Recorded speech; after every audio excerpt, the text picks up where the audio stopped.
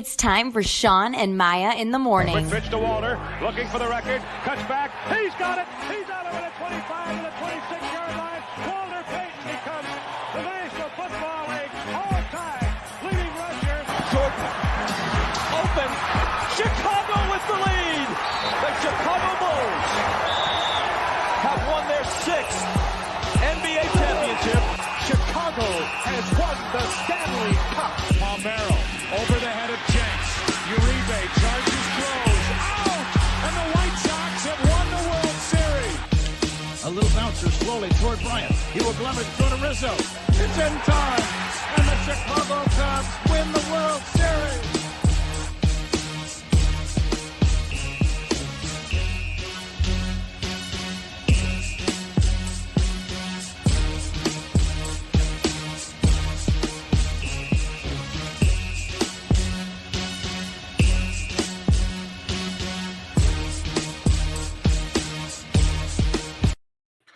What up, what up, what up? Welcome to Shawn and Maya in the morning on this hump day. It's Wednesday, baby. Mike. Guess what day it is? Guess what day it is? It's hump day, baby. It's all downhill after today.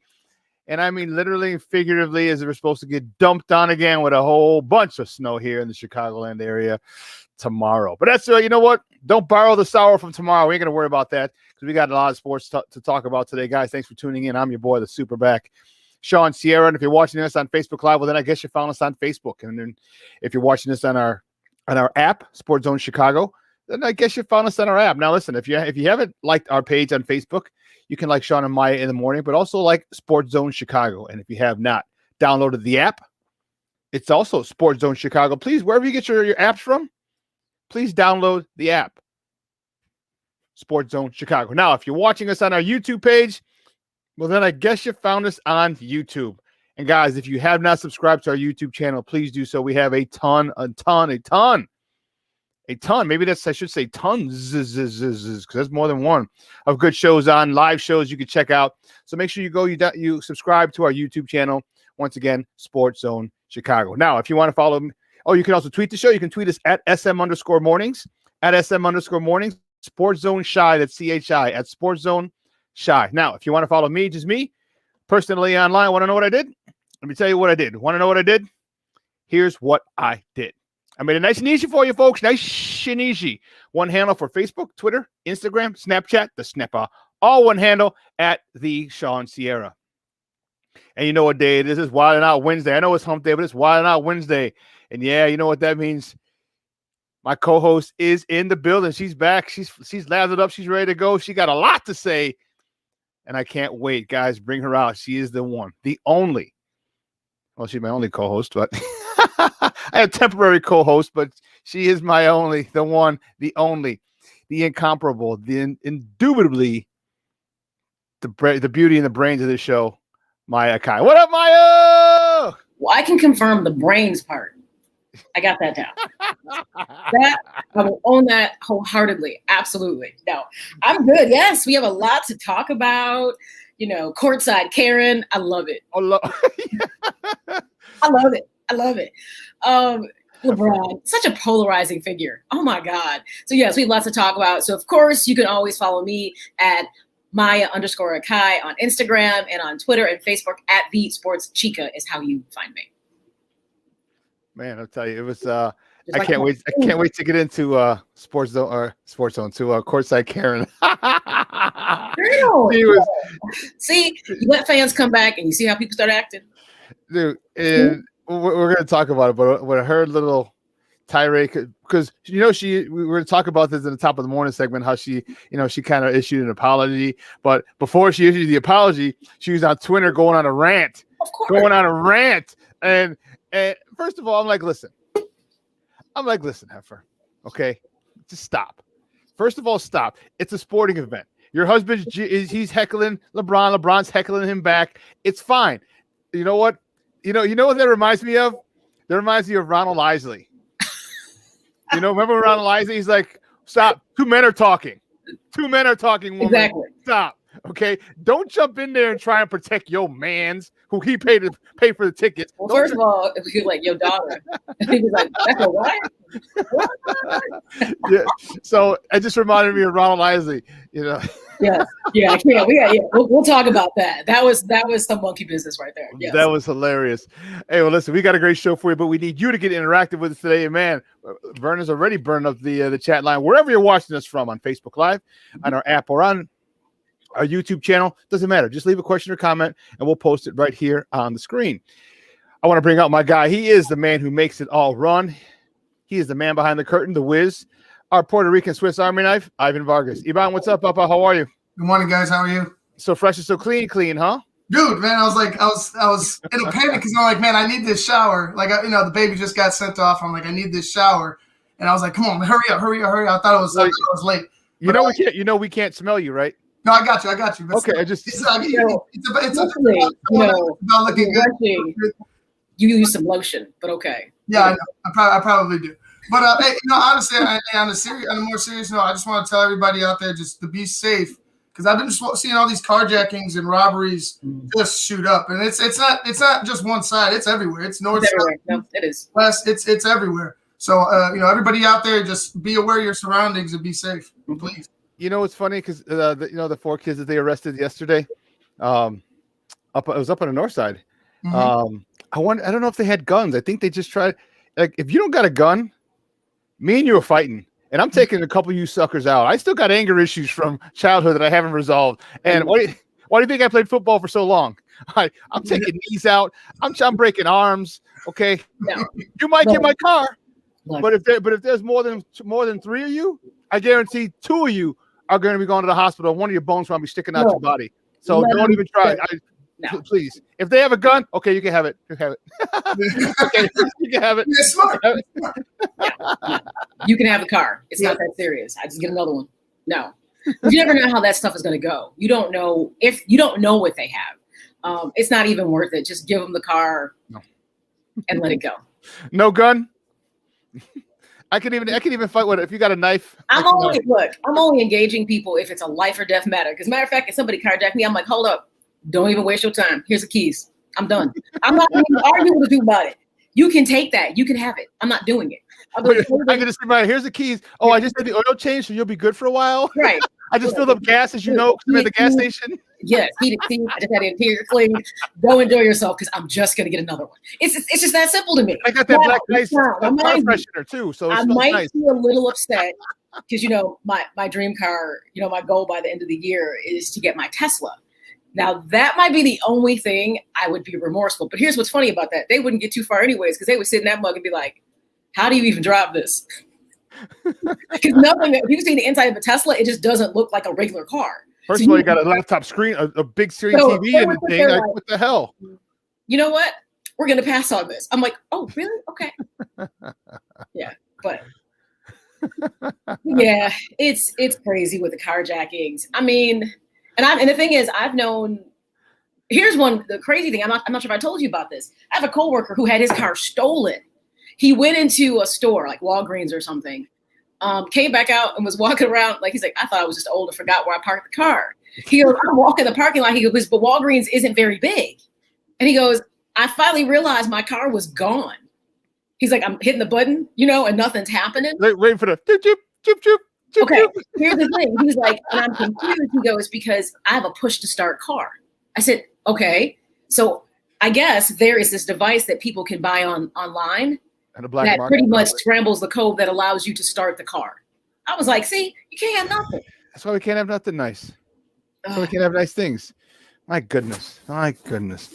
We got Sydney Brown checking in. That's awesome. Right. Oh, man. Well, listen, we got a great show for you today. Our guy, Joseph Phillips, is ready. He's backstage right now. He's warming up. He's shadow boxing, getting ready to come out.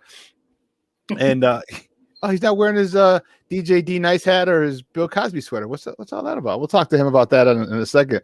But at 10 o'clock, he's gonna sit with us for the first hour from the 9 to 10 o'clock in the top of the morning segment. And then at 10 o'clock, we have our guy, Puck and Hostile. Still my favorite. I still think that's my favorite Twitter handle of all time, Puck and Hostile. Mr. Woo himself, Jeffrey Osborne. We're going to talk about the Blackhawks at 10 o'clock. Then 11 o'clock, our guy, Casey Boguslaw. All right. There's a lot of moves because we're going to talk Cubs. We're going to talk Sox. We're going to ask Maya how happy she is that Carlos Rodon is back and should be in the bullpen. So if that's the case, we're going to find out where Maya stands. I think I know where she stands, but you're going to have to wait and hear because you have to. So 10 o'clock, Jeffrey Osborne talking Blackhawks. 11 o'clock, Casey Boguslaw talking a little baseball. And then, we got some Super Bowl talk coming up later.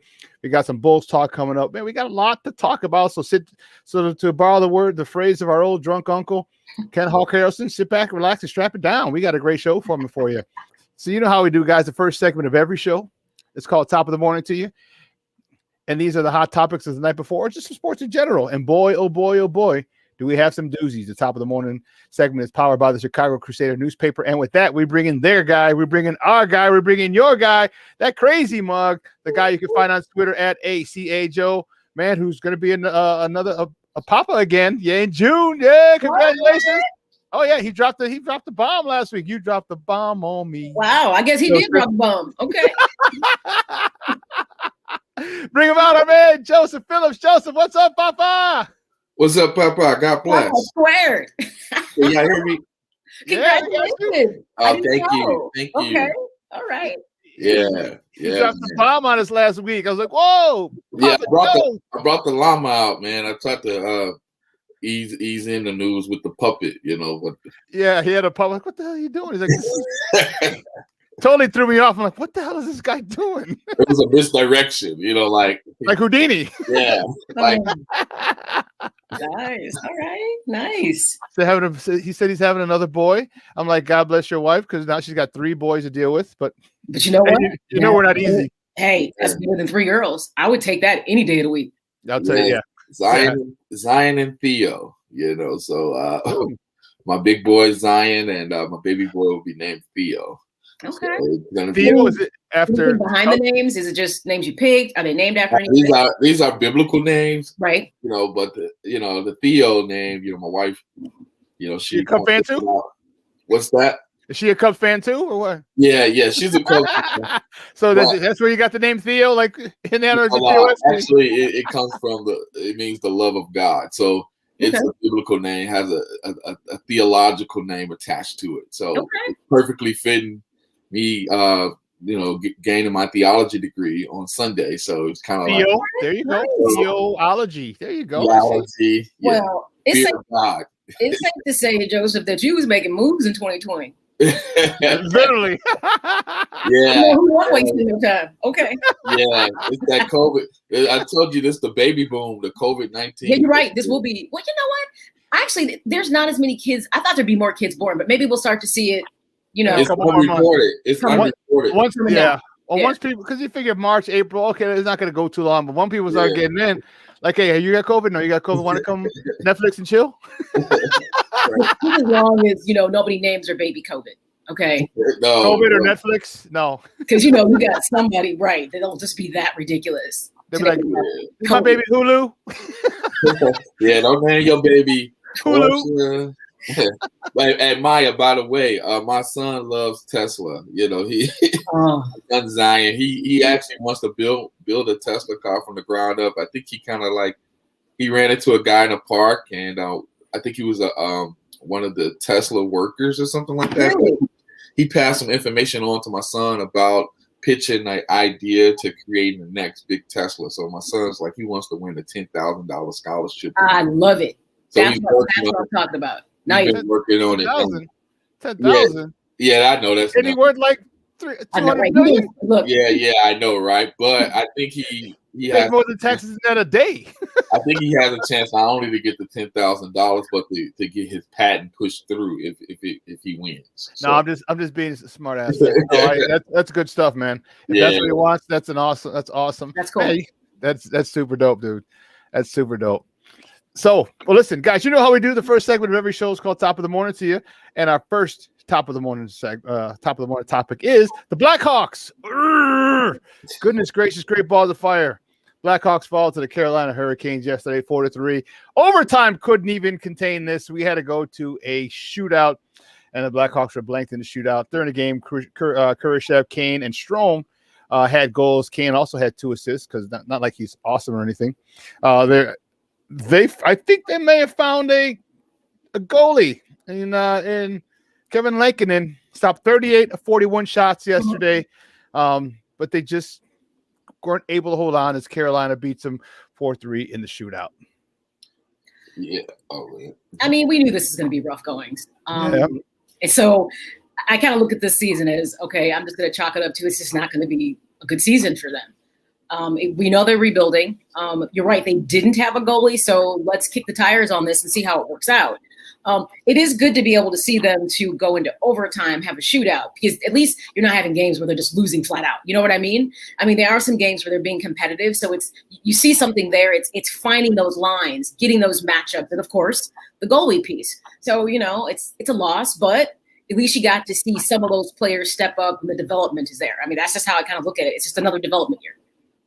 Yeah, I totally agree. One thing I could say about this Hawks team, they can definitely score, but whenever you have a high offensive-minded team, one thing you're always concerned about is defense, If you can't play defense, you're just wasting your time. Because every time you score, you're giving up a goal, so it's canceling out all the hard work and effort.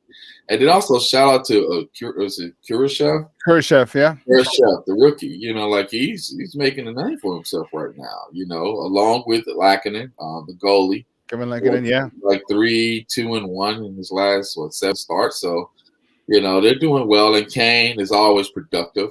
I guess he's trying to increase his trade value just in case the Hawks want to get something for him in return. So he's showing them that, hey, there's still some skill in my game, and I'm not done yet. Kane is the type of guy, especially the way that the NHL has moved, has gravitated toward and evolved. Kane's the kind of guy who can play till he's 35. All right, maybe 37, and he'll be on the down. Then he'll be on like a second or third line. But his speed is what got him. And remember back earlier in the last decade, when the Blackhawks were winning in 10, 13, and 15, should have been 14 as well. But that's another story. The Blackhawks were going against the grain. Remember, everyone was very powerful, very big and strong. Were those types of players. The Kings gave us the biggest run for our money due to the fact that they were big and fast. Okay, so they were able to check us. They were able to be physical with us, and they were able to catch us and be physical with us. But now that game has really altered into a more free-flowing style Euro type of game. So Patrick Kane's the kind of guy who can really play into his mid to late 30s. Like I said, as he gets older, he'll probably just be a little further down on the lines. But, I just think his skill level is it's just top of the – it's off the charts. And even though his body might not be able to move as well or as fast, first of all, he's still fast. He's faster than most people. Right. He's just not at that elite level. He's probably at like the middle to bottom of that elite level, and that's gonna be fine for him as I said, he can have a career into his mid to late 30s. Like Marian Hossa. I mean, he was still an X factor even at his age. What's kind of interesting, and I'm not sure how this is going to play into this. So remember, with COVID, they realigned the divisions. So how it kind of shook out for the Blackhawks, unfortunately, who's in their division? It's going to be Carolina's in there, Florida. So, they get to see more Coach Q, so to speak. Dallas is in there. Dallas is good. Tampa Bay, of course, reigning champs. Columbus is always kind of on the cusp of being good. Nashville and Detroit. So it's interesting. It's going to really see how this season shakes out in regards to those other teams, but it doesn't help having to be like in the division with the likes of like Dallas and Tampa Bay. You know what I'm saying? But that realignment with COVID, I'll be curious to see if this is going to be more difficult for them to even make the cut this year because of how the divisions were realigned. So, and also they playing with half of their roster. They're still competing. I had to give it to them. Like I actually thought they were gonna just be like like this waving the white flag, but they're actually competing on every possession, and I think that's a credit to Coach Jeremy Colton. He's actually I don't think he cares about the rebuild. I think he's focusing on imposing his will on his team to make them play every possession and don't take possessions off, in spite of us not having all of the talented players that most NHL teams have around the league. And truth be told, they're 2 points out of the lead in the division. Carolina's in the division. They have 12 points. I mean, it's a small sample size. It's only 14, 15 games, but still, you're still right there. It's Carolina with 12, Florida, Dallas, Tampa Bay, and Columbus all have 11, and the Blackhawks are right behind them with 10. Right. So, you come out of yesterday's victory, you're with 11. I mean, you're literally a point off the lead. Right. So they're a lot more competitive than I had given them credit for, and I didn't realize it until I just looked at the standings, because I could care less about the East, where Philly's got 15 points, and the North, where Montreal's got 16, and the West, where St. Louis got 15. We're worried about our division. Right. As long as we stay close in our division, and we stay close within striking distance, I'll tell you what. The longer we stay within striking distance, I think that really helps the younger guys. Help the Suitors. Remember the Peter Suitors, who had the hat trick to score his first 3 goals a couple of games ago. Dylan Strome, not a rookie, but he's another younger player. Right. The longer they stay competitive, and Kurashev, who's a rookie, and Lankinen, you're going to start to understand. They're going to start to get their level of play is going to rise to the closer to the level of play of Kane and Tays and some of the other guys, and I think that's going to help them toward the end of the year. As long as they stay close, they have a legitimate shot of even taking that division when it's all said and done. Right, and they picking up points too. I could see it was just like empty possessions, as they say. You're not getting anything out of the deal, but they're actually taking home points with them, whether they're taking the game into OT or tying the games at the last minute. They're still surviving and managing to maintain to compete. Well, that goalie piece is huge, because in order to keep them in the mix, not only do they have to be able to score, but we know the defense is a part of their issue that's slowly improving, but they needed a goalie because you got to stop the bleeding. You can't give points, the points away from them, because you can't, keep the puck out the net. So that was one big issue, obviously, with letting Crawford go without having an heir apparent, which was so not like the Blackhawks to do that, so to speak. That's like the first time we've seen that happen in a decade. So seriously. Hey, Maya. So PK Subban, that's his brother, right? At goalie for the Blackhawks. Is he worth anything? Yes. Is he worth anything? Well, I ain't looking like it right now. He ain't PK. I mean, I don't. He's black. Just well, he's Canadian. I guess. I mean, he's not playing at PK's level, so I mean, but he's a goalie, and that they play totally different positions. You know what I mean? Right. So I don't know. It just didn't. It didn't go very well. It didn't go very well. So okay. Yeah, that's Malcolm Subban is. Yeah, he's definitely on the level of his brother. And as you said, they play 2 different positions, but hopefully, that was one of the people I was worried about, him and Colin Delia. But remember, I think John Dietz had told us, he's like, well, he goes, Kevin Lankinen's good. He's probably going to be the starter. And now we see him, and now we see what kind of talent this guy has. Remember, we had a rookie goalie back in 2010 that did a pretty good job for us. And not saying he's going to take us all the way to the cup. But what I'm saying is he could keep us in games. And if you get when you get a hot goalie, right, he can literally win games, win series for you. So as long as Kevin Lankinen keeps progressing and getting better, you saw there was 41 shots he faced yesterday. We still got to get that into the 30s, into the mid to low 30s. Mm-hmm. And if we can do that, then it's a much better shot. Because I'm telling you, this young group of guys, we see Kurashev keeps scoring, Suitors scoring, add Dylan Strome, and then Brinket, and not to mention Kaner. We still have an offensive powerhouse juggernaut. Right. And Shawn, and remember last year we talked about how one of the things the Hawks was missing, which was physicality. And I think if they continue to play the way they are, they can go from being just a finesse team with speed, being both the finesse, speed / physical team. And if they can get to that point, like I said, I think we can compete for the division and add a few pieces there with great goaltending play. What was interesting about that is we noticed that was the largest part of their deficiency against the Vegas Knights in the playoffs last year. I mean, they were getting roughed up. And it finally, and they were young. And I mean, they were playing against veterans, and you could see that disparity there. So definitely one of the things I was hoping that they would come into this season and just know, yes, you can be great skaters, you can have the speed. But if you look at when we won cups, it was because when it was time to be physical, we know we had some brawlers out there that really like to be physical. And that's the piece to me that's not quite still there. And I don't know if it will be there. Well, I guess we'll see as the season unfolds, and maybe it's a call to action. If I get roughed up, I'll show up. If I don't need to, it's not my game. But if it has to be, like you said, Joseph, then we'll put it in there if that's what we need to win that game that night. So I'm wondering if they're going to have a big powerhouse who just plants himself in front of the net, while everybody else is deking and ducking and moving the puck around the perimeter.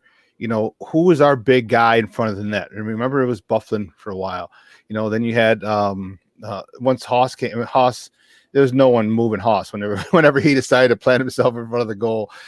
So who's that guy for us? Because we have enough skill players, as I said, who can pass the puck, around the perimeter, behind the net, even across the goal mouth. But who's going to be that guy who's going to sit there and take the checks from the goalie, take the checks from the defenseman, take that beating and redirect, quite a few pucks, into the back of the net. I don't know who that guy is, if we even have one on that team. But if we can get one of those guys, man, that will go a long way for us in trying to win this division.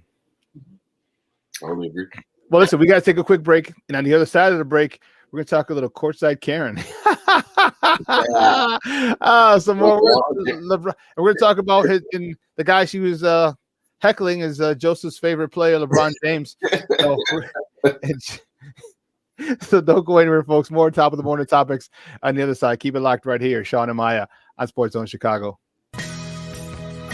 Hey, this is Gary Payton, and we listen to Shawn and Maya in the morning. Do that. AutomotiveMap.com presents the Sports Flash on 1330 and 95.9 The Zone.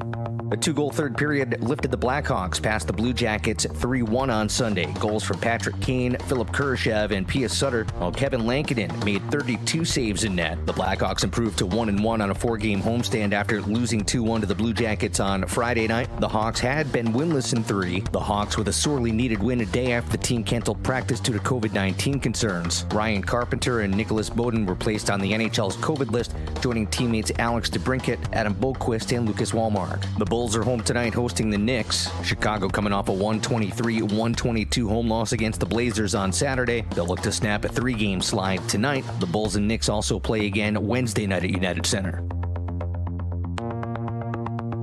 This update brought to you by the Score app. Download the free Score app today. It's one of the most popular sports apps in North America. Chuck Sanders, that's the Sports Flash, 1330 95.9 The Zone. Liberty Mutual Insurance Company presents and Doug. Breathe out and repeat after me.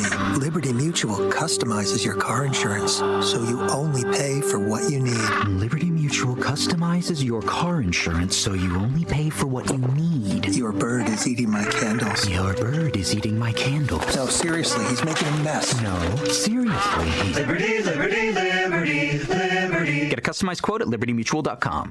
I'm Dr. Andrea Russo, a cardiologist. Maybe you're waiting to talk to your doctor right now. But if you're having an irregular heartbeat, heart racing, chest pain, shortness of breath, fatigue, or lightheadedness, don't wait. This could be a serious condition like atrial fibrillation, which can make you about 5 times more likely to have a stroke. If you're having these symptoms, don't wait. Talk to a doctor by phone, online, or in person. Brought to you by Bristol Myers Squibb and Pfizer.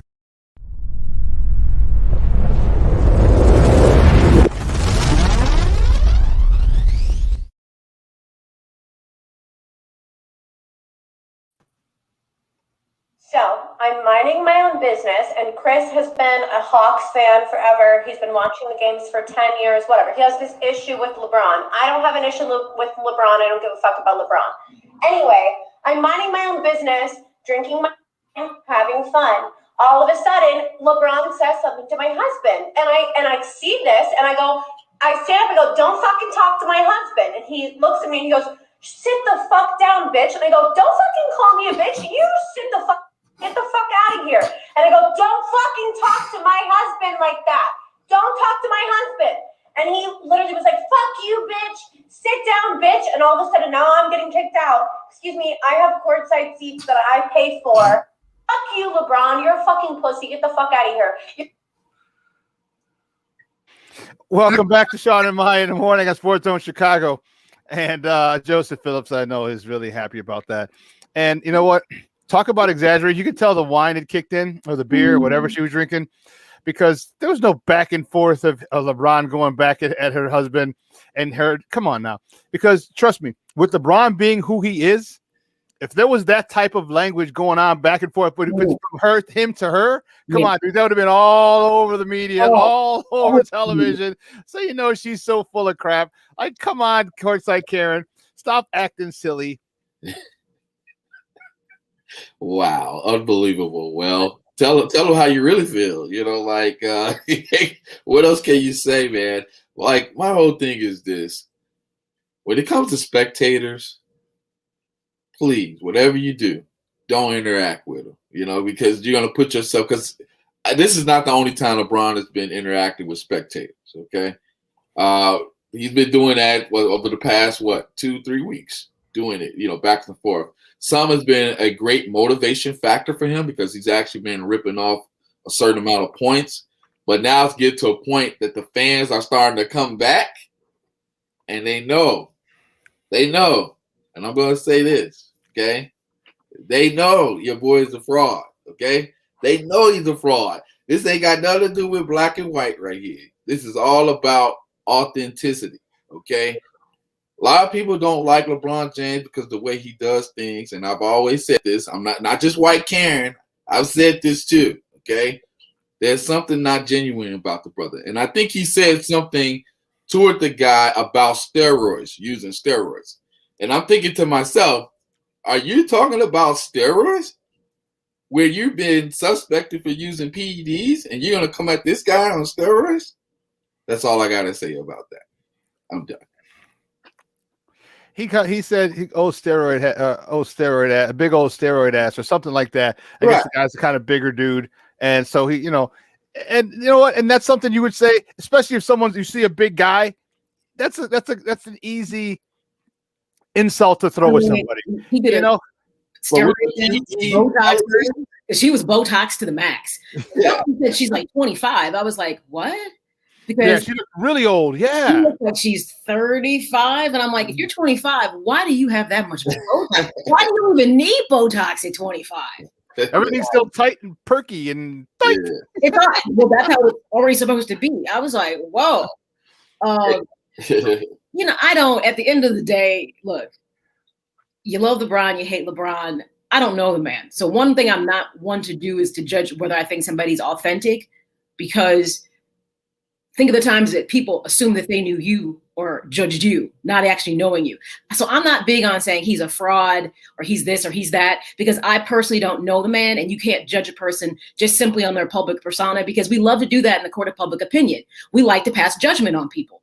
Well, we've all been in that position where people have misjudged us, and you're like, well, where did that come from? So I'm not one to do it.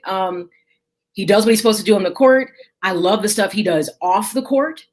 Big time. He's very involved. He's changing lives. So he can't be have that much of a character flaw for the kind of things that he's doing with changing things in Akron and Cleveland by not just sending kids to college, not just helping them get their masters, but going back into the homes and trying to end generational poverty by saying, I don't want these kids to finish college, but then they got to go back and support their whole family. So he's going back to moms and dads and saying, okay, what's the situation here? Let's get them in training. Let's change their lives. So he's doing very prominent things and changing lives. And I don't think a disingenuous person does that. So I'm not going to judge him based on what he does on the court or what people hate about him. You know what? If we all had that same empowered influence, we might do things different too. So it's easy to judge somebody when you're not sitting in their seat. So that's why I don't judge people like, well, I think you're this. I'll just say this: that woman uses too much Botox. I know that.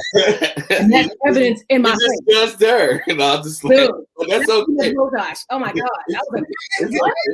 Did any of you guys notice how she was pearl clutching while actually pearl clutching? Like she's over here like, LeBron said this, but look, LeBron. You know what I'm saying? Like mother F. Like, come on now. Like I really don't take you serious. Yeah. Hey. And it was like her fade. Like, so she rode the coattails. You could totally tell she was enjoying that limelight, because then you got to leave and then go make your social media appearance, and you know that you're going to get tons of followers and people are going to watch it and you're going to go viral. But then to lie, I'm with Shawn on this. If he would have used that kind of language with her, especially with it being a white woman, oh my God.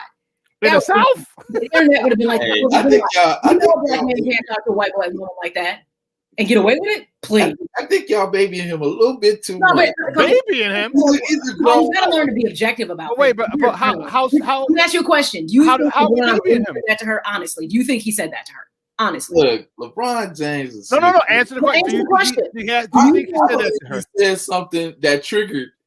Okay, but that what she said. You think out in public he called her a bitch? Do you think he really said that? And F you, and F you. You think he used that kind of language? Let's be honest. Look, when it comes to the philanthropy, what do you think? What do you think? Not philanthropy. Yes, I think he does. Now you're taking a long around. No. I'm about to give you the facts. Okay. Okay. When it comes to, wake me up when you get to all right. Put me on the clock. Okay. When it comes to philanthropy, okay, there's two types of philanthropists. All right.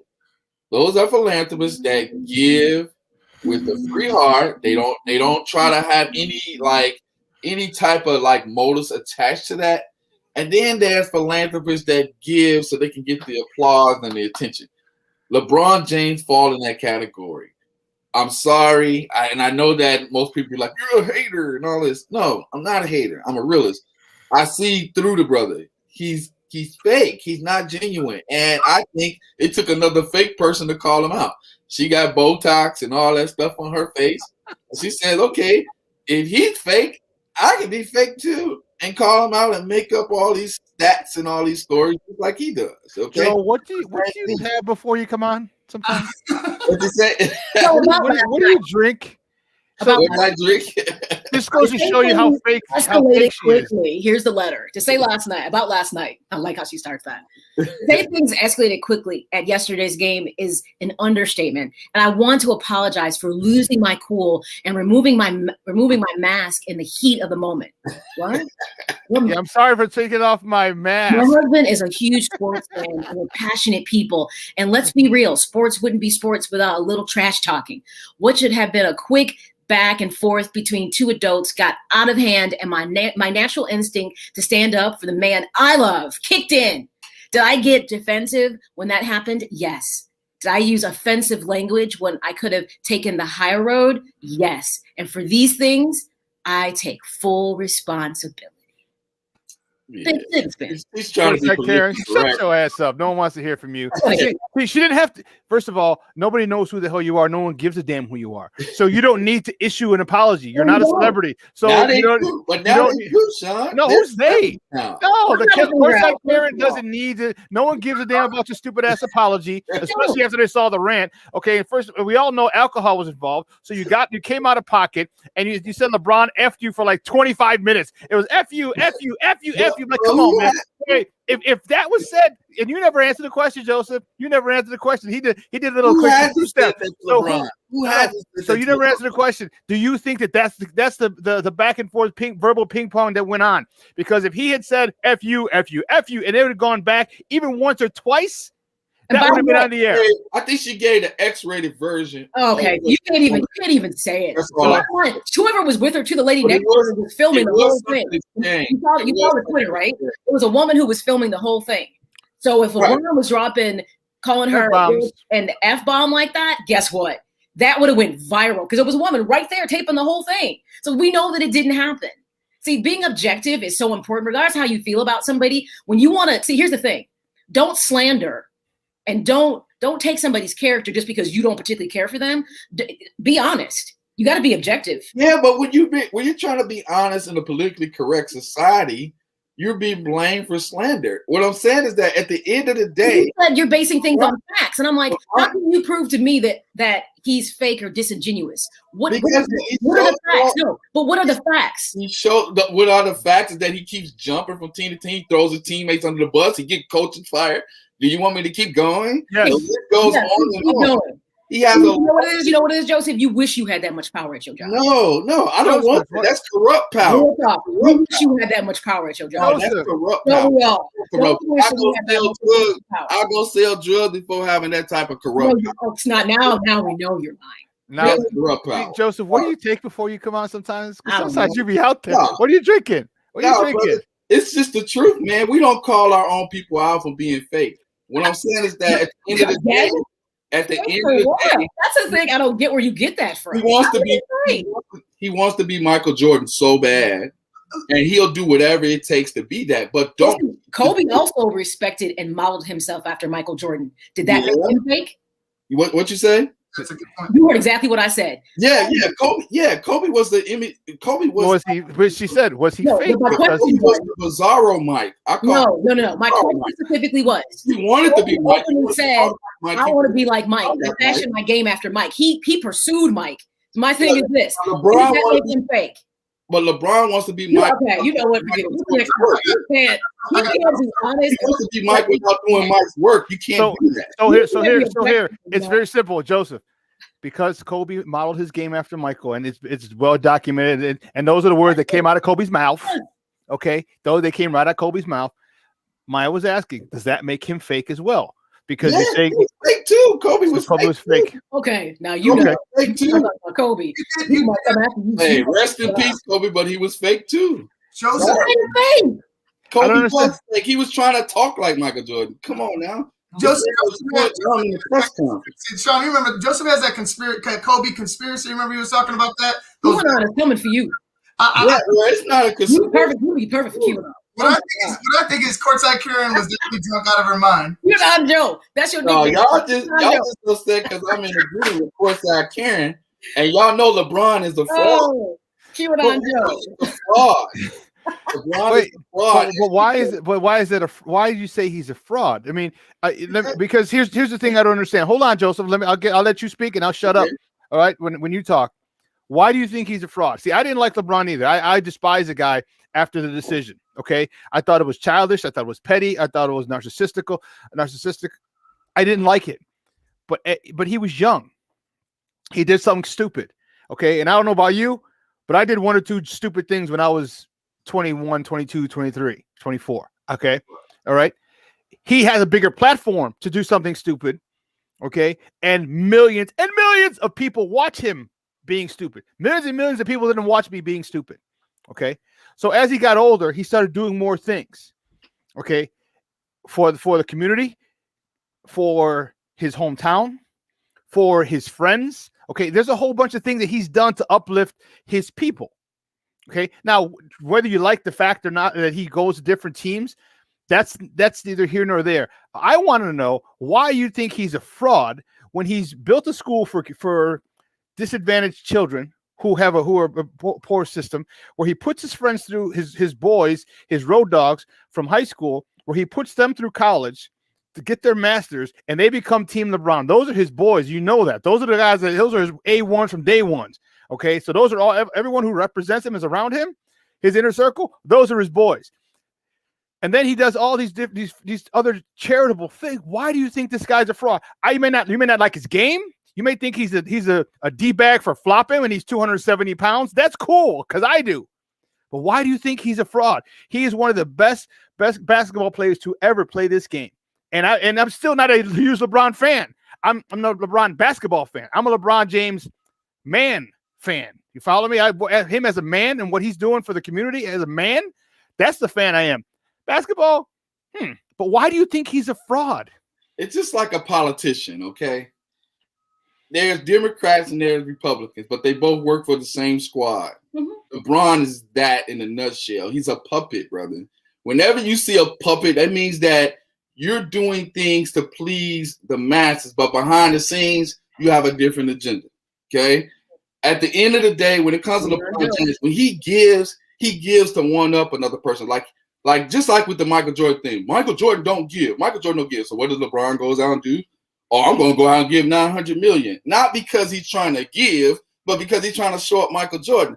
What I'm saying is that it's not genuine. It's fake. He's fake. He's a fraud. Bottom line. You can't do nothing about it. That's what he is, man. That's his character, and it's not all his fault because ESPN has hyped this guy up so much by giving him the name the Chosen One, calling him the King, and now he has to live up to that hype. And then he's done things to alter his career. Like he didn't take the right route to get to where he's at. He had to cheat to do it.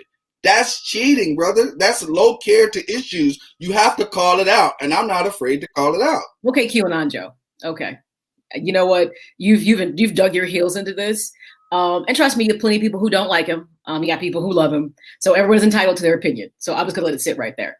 So I was gonna get the video of the thing, but I was having trouble with it. But what it looked like was there was back and forth. Obviously, like if the guy's heckling LeBron. What do you think LeBron's going to do? You made yourself a part of the game. Like we saw that. We've seen that before. You made yourself a part of the game now, so that's on him. Like for me, whatever LeBron said is what LeBron said. That it obviously it was taken too far by the fans who are not a part of the game and made themselves a part of the game. So for me, I feel like whatever LeBron said, whether it be right or wrong, and yes, he did say something, but I can't hear it. You can't tell what it is. So for me, I'm just going to go with what I saw is a drunk woman trying to defend her husband, which is fine, but being drunk and her husband probably being drunk as well, were heckling a player, and they ended up being a part of the game, and now they were not a part of the game all in one night. Listen, Joseph. So, and I got to call bullshit on you, dude, because how can you tell?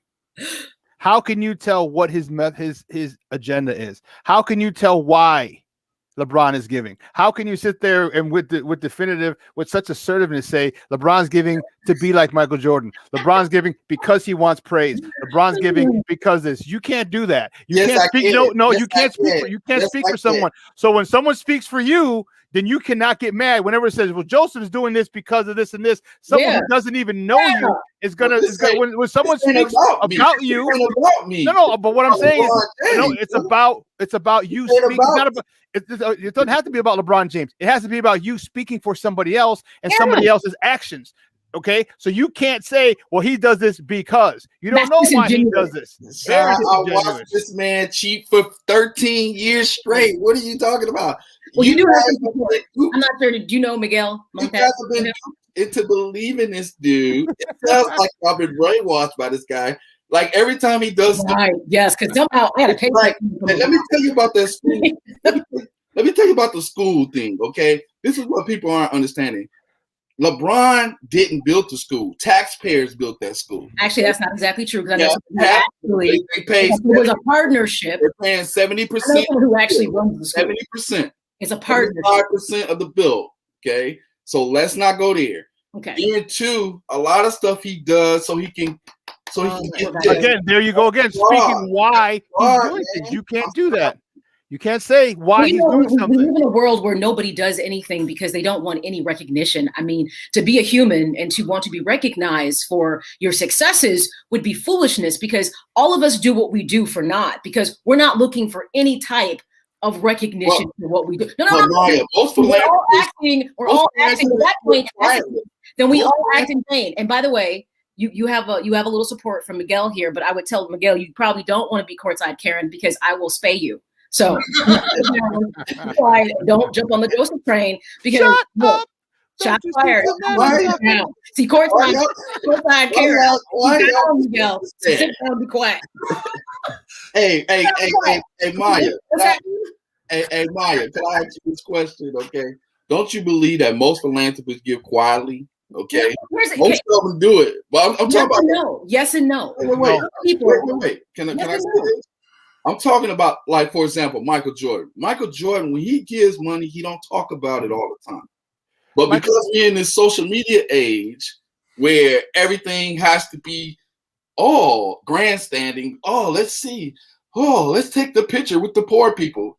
But they're not showing what they're doing when the camera is. First of all, what you just said proves the point. In the age of social media, bingo, everything gets reported. Everything does. So whatever person does something, this person did this person did that. It gets talked about whether they seek the press or not. Like they don't do a press release and say, hey, look what I did. The information just gets picked up and it gets reported. So, I mean, no one's begging for the attention, but we live in a society where every little thing has to be shared. But it's called a press release. It's called a press release, and he sends it out. And when you send that press release out, guess who's going to be there? The media. What I'm saying is that at the end of the day, he does a lot of this stuff to get applause. He's a fraud for doing that. Okay. Instead of just moving on and being. So hold on, then, Joseph. If that's what you think, so then you're called a Michael fraud, and then mean you got to throw hands because hold on, because wait, when Michael won that award, that settlement from Dominic's or Jewel, okay.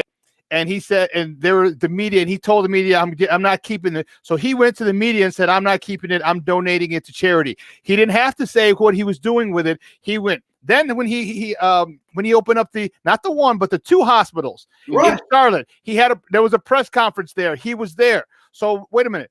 So now he's doing it in front of the media. Is he fake? Because if you call Mike fake, I'm coming through the screen. Me and you're fighting. By the way, you found out from The Last Dance that Michael wasn't the nicest teammate to play with. That he did things to people that weren't nice too. So by the way, does that make Mike a fraud? So at least he told the truth. At least he told the truth.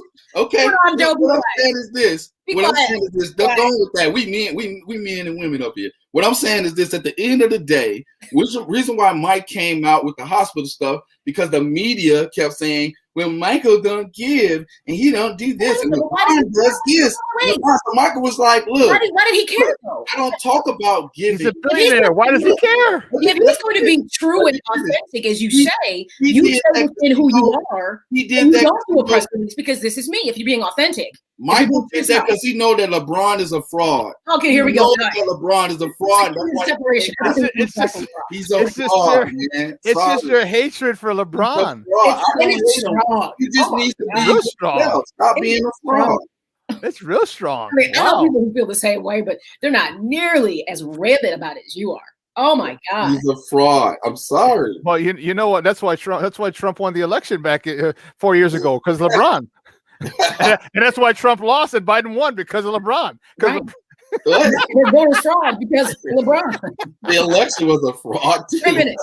The groundhog saw his shadow because of LeBron. Because of LeBron. That's why we got 6 more weeks of winter. Wait, we got 11 minutes of the show. Hold on. What else happened because of LeBron? Wait a minute. I didn't go work out this morning because of LeBron. He's like, hey, he's a fraud. Hey, LeBron is a fraud. First guy Karen went in on him. She just said what millions of other people want to say to LeBron. So don't. That might be true. I'm not gonna. I can agree with you with that, but. I don't believe what she said. She lied. I do not believe he said those words. He did not call her a bitch. He did not drop, the F-bomb like that because somebody was recording it. And trust me, it would have went viral instantly. But Draymond Green said the same thing to LeBron. He said the same thing. You still can't be objective enough to say he probably didn't say that, but did Draymond Green say the same thing that courtside Karen said? What did LeBron? He called LeBron up. You know what he called. But so he called him. Listen, I don't even.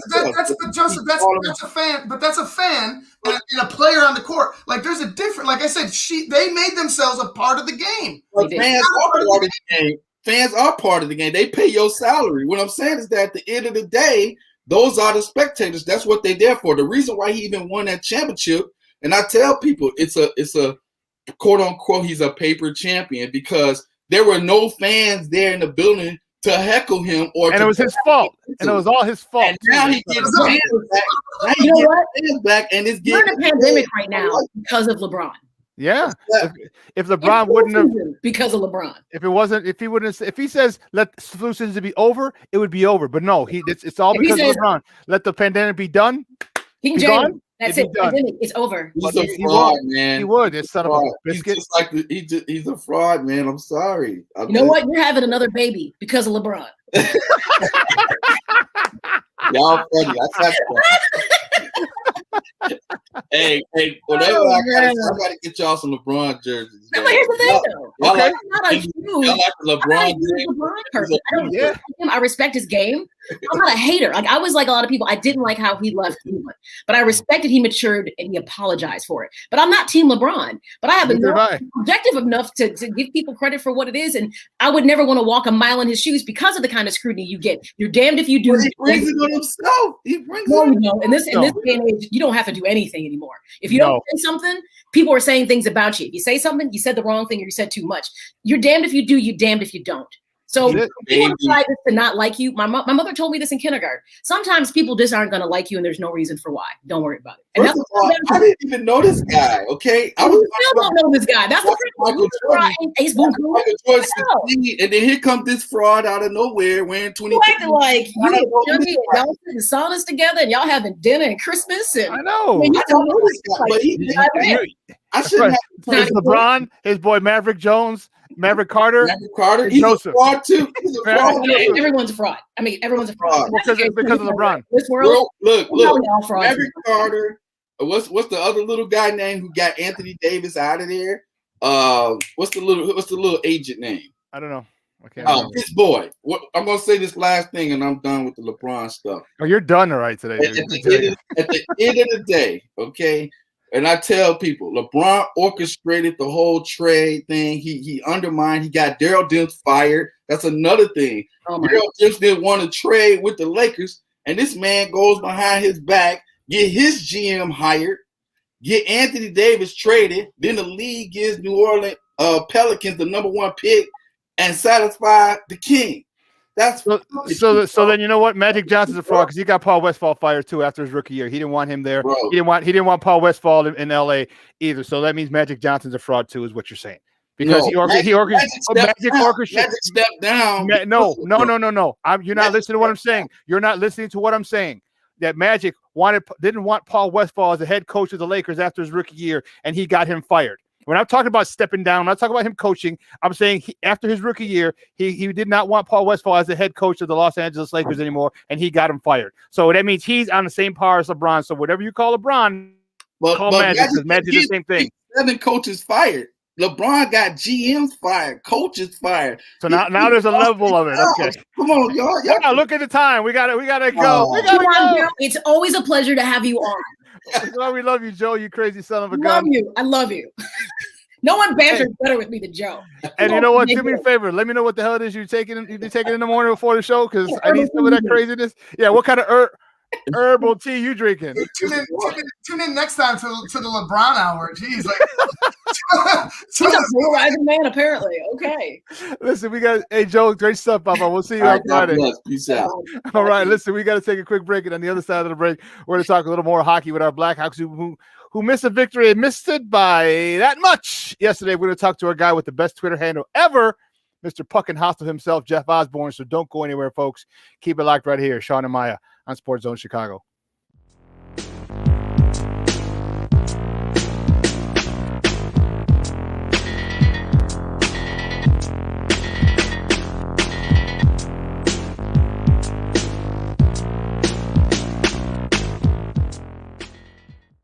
AutomotiveMap.com presents the Sports Flash on 1330 and 95.9 The Zone.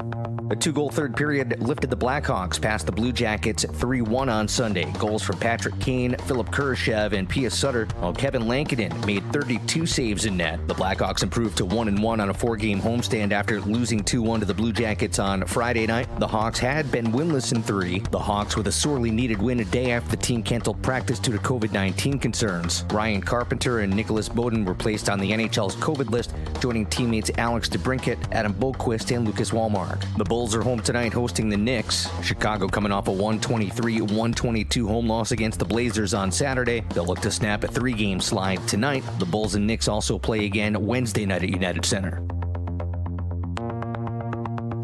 This update brought to you by the Score app. Download the free Score app today. It's one of the most popular sports apps in North America. Chuck Sanders, that's the Sports Flash, 1330 95.9 The Zone. Liberty Mutual Insurance Company presents and Doug. Breathe out and repeat after me.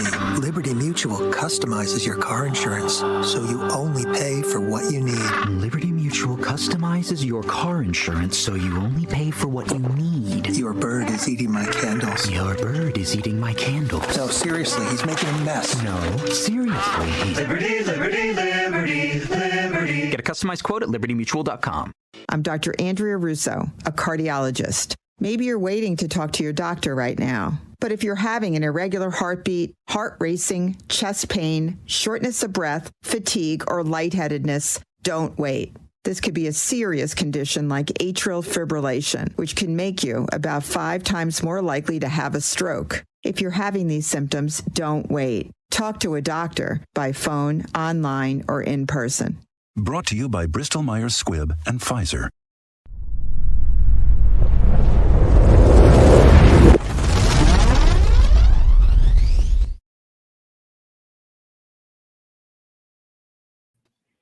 Welcome back to Shawn and Maya in the morning on this Wild and Out Wednesday on Shawn and Maya on SportsZone Chicago. We just got off our first segment with Joseph Phillips, who's wild and out today on top of the morning segment. I had this thought. So new segment, QAnon Joe. So remember that song, Cotton Eye Joe? Uh-huh. You should take it and modify it and call it QAnon Joe. I love it. Oh, that's awesome. Oh, that's man. awesome. Joseph, you better listen to it because you got a new segment. You got a lot of work to do. Conspiracies of Joe. I love it. Okay. Oh, that's crazy. Well, we're going to switch gears and we're going to talk a little Blackhawks hockey. So we're going to bring in our guy. He's a good friend of the program. He's been rocking with us for a while now. He is one of the co-founders of the Rink Official. You can find him on Twitter at my favorite freaking Twitter handle ever at Puckin' Hostel. I love it. Guys, let's bring out Jeff Osborne. Jeff, what's up, Papa? How are you? What's going on, guys? Hey, that's gonna be a hard segment to follow. Well, you should just know off the top, Blackhawks lost because of LeBron. He's gonna get Jeremy Colleton fired, probably. Right. Yeah. That's his next coach he's working on. Yeah. Well, yeah. Yesterday was a tough one. 4-3 in a shootout. Overtime, 5-minute overtime. Couldn't even handle it. One of the things that we're seeing from this Blackhawks team, they're playing a lot better than I thought they would be. We didn't have a goalie of substance. I mean, you had Colin Delia before the season started, and we were wondering what happened between the pipes. Kevin Lankinen has decided to step up and said, you know what? Hold my beer. Let me show you what I can do. They're playing a lot better with young guys. Him, with Suter, with Kurashev, even Strome from last year. How are they doing this? Staying just literally 2 points off the lead in the Central. How are they doing this? Well, I mean, these young players, some of them are good. I mean, let's be honest. Some of them are pretty good. That helps. They're not. I'm not going to go out on a limb here and say they're great, but Kevin Lankinen has played way better than anyone could have expected at this point in time. He's up there in the league lead for like goals saved above average, which is unheard of. But he's only 6-7 games into his career too. I mean, let's wait until the rest of the league gets the book on this guy and start, a lot of these guys have never seen Kevin Lankinen before. That said, he has played very well behind this defense who gives up a lot of shots. One of the biggest things that I'm seeing is these young guys. And I think it falls in line with Colleton. Remember when Colleton was hired, he was a great communicator, and people down in Rockford said he was awesome, and he was able to get the best out of those guys, and because of his communication style. Now he's still got a young group of guys, and it seems like what he did in Rockford, he's starting to do here with all these young guys. They're not necessarily getting as many wins as we want, but they're really competitive going into overtime, going into shootouts. Is this the kind of team that Colleton works best with younger players? Probably. I mean, Corey Crawford and Brent Seabrook were drafted about the same time that Jeremy Colleton was drafted into the NHL. So if you're looking at a guy across from you who's your coach, who is the same age as you, or maybe younger than you, that could be a problem. Now you don't have Brent Seabrook around. Jonathan Toews, who's now 31, 32, he's out of the lineup. You only have Duncan Keith left and Patrick Kane as the veterans. And so, there's some younger players who are going to, take to this kind of younger coach who seems to relate to them a little bit. But that being said, I mean, they still have a lot of problems. They still give up a lot of shots. They're kind of just playing a run and gun, run and shoot. I kind of equate it to a run and shoot offense. They can score some goals, but you're going to give up a lot of goals and give up a lot of chances. Lankin is going to hang in there for a while, but eventually these stats are going to come back down to earth. And, he's not going to have a 957 save percentage for the entire season. He's just not that. He would have been in the NHL 4 years ago if that was the case, if he was really that good. So, things are going to normalize. They're kind of playing above above the water right now. And, but, enjoy it while you can, because, any moment the wheels can come off the cart. Might as well give him the Vezina Trophy after the 957 save average. I mean, that's shades of Ed Belfour. That's what Ed Belfour did in his rookie season. The Calder, the MVP, the Vezina. Like, I don't think Kevin Lankinen is that good, but I don't want to take anything away from him. He's been a good player. Well, it's the best they got. So I guess we're going to have to go with that, because there is obviously no other option at this point. I mean, I came into the season not really having high expectations. Obviously, with Tays not being there, them being very young. Granted, last year ended well above my expectations. I mean, it really did. I was hoping they would take something at least from that series against Vegas and learn to be a bit more physical. Don't know if that rubbed off enough, so to speak.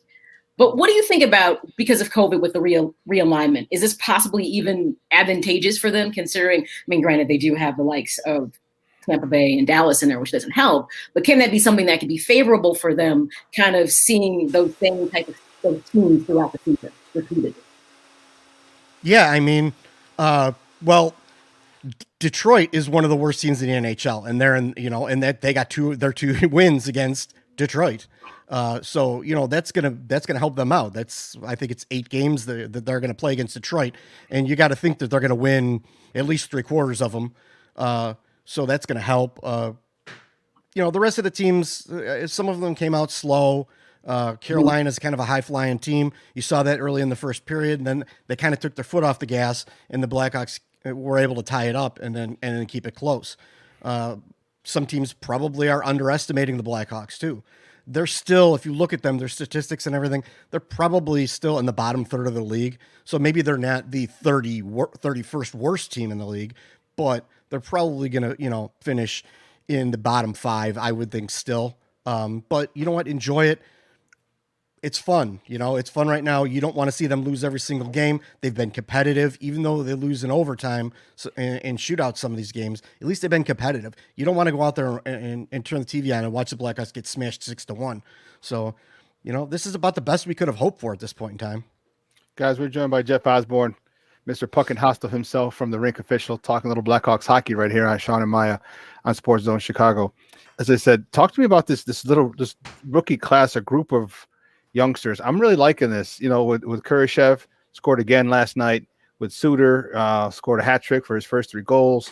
How soon can you think their play can develop? Because it started off pretty good, and my hope was that if they can hang around, because they're only 2 points out of the off the lead in the division, and granted, small early in the season, how much of a contribution can these guys be with Tays, with the DeBrincat, with guys who can literally light up the net as they get accustomed to the NHL season? Because most, these guys, Kurashev and Suter are rookies. How much can they contribute and make this team possibly win the division? Do you think they can win the division?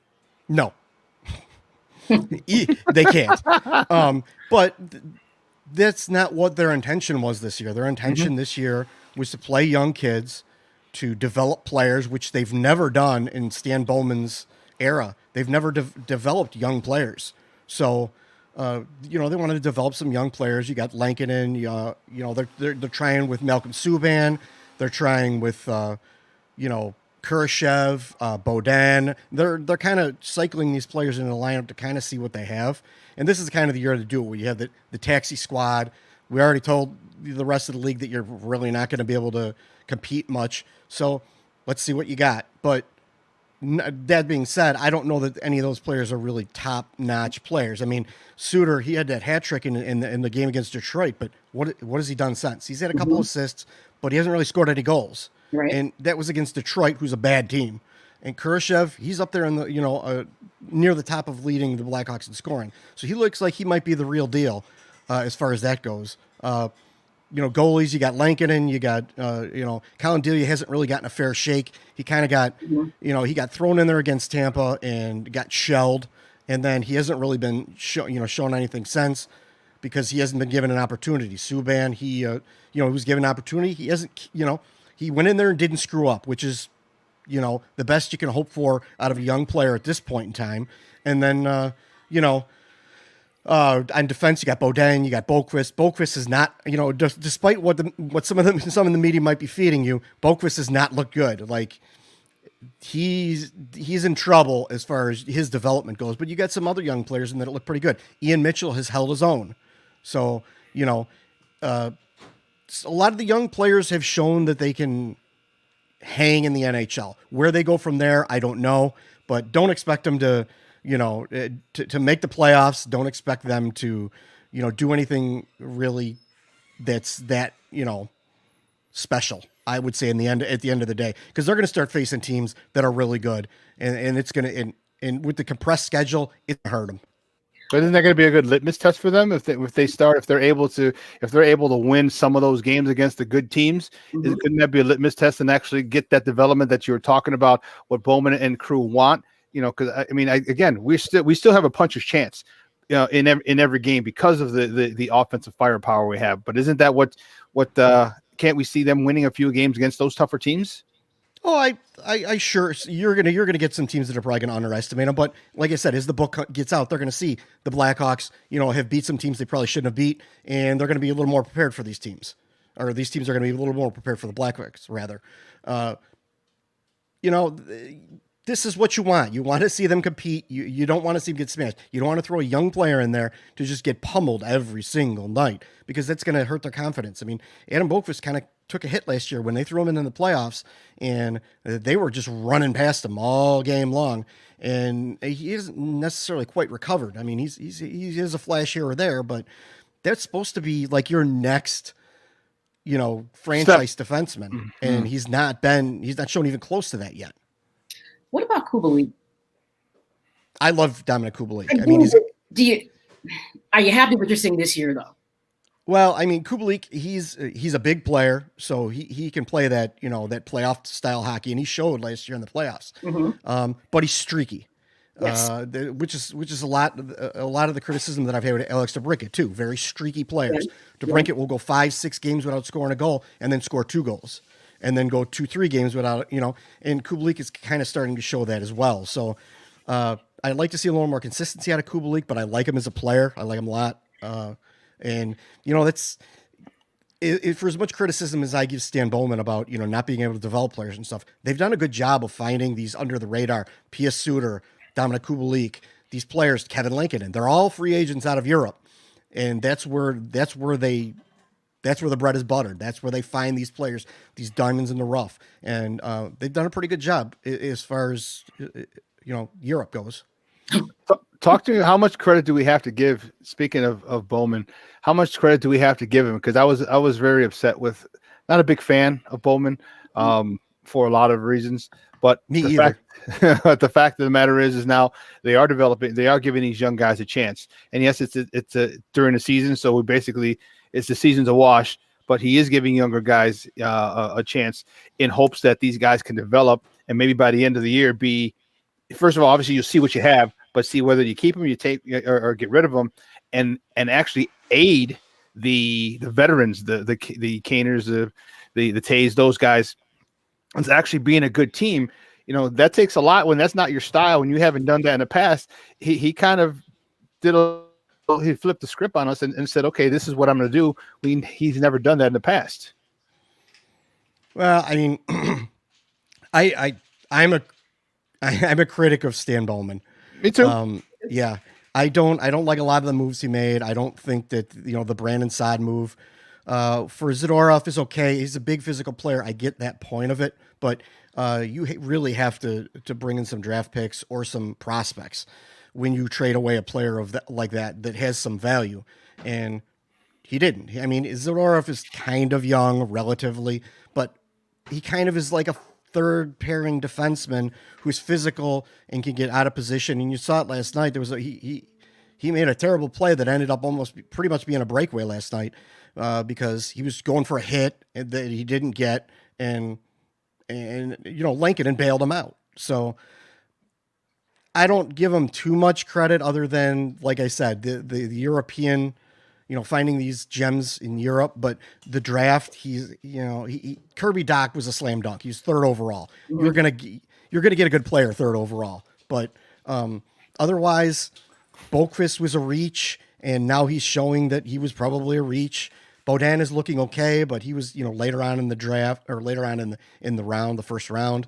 Ian Mitchell, after a while, after 4 years in college, has turned out to be a decent player, but he hasn't shown flashes of greatness yet, but he's a serviceable NHL player at like 23 years old. So, I would give him, a C maybe, on all this, but his moves are questionable, and you need to be making these A and B type level moves, and you need to be, stealing players like you did Kubalik from LA. You need to be stealing players from other teams and making these shrewd moves and holding your ground. That's what a championship GM does, and he doesn't seem to do that enough.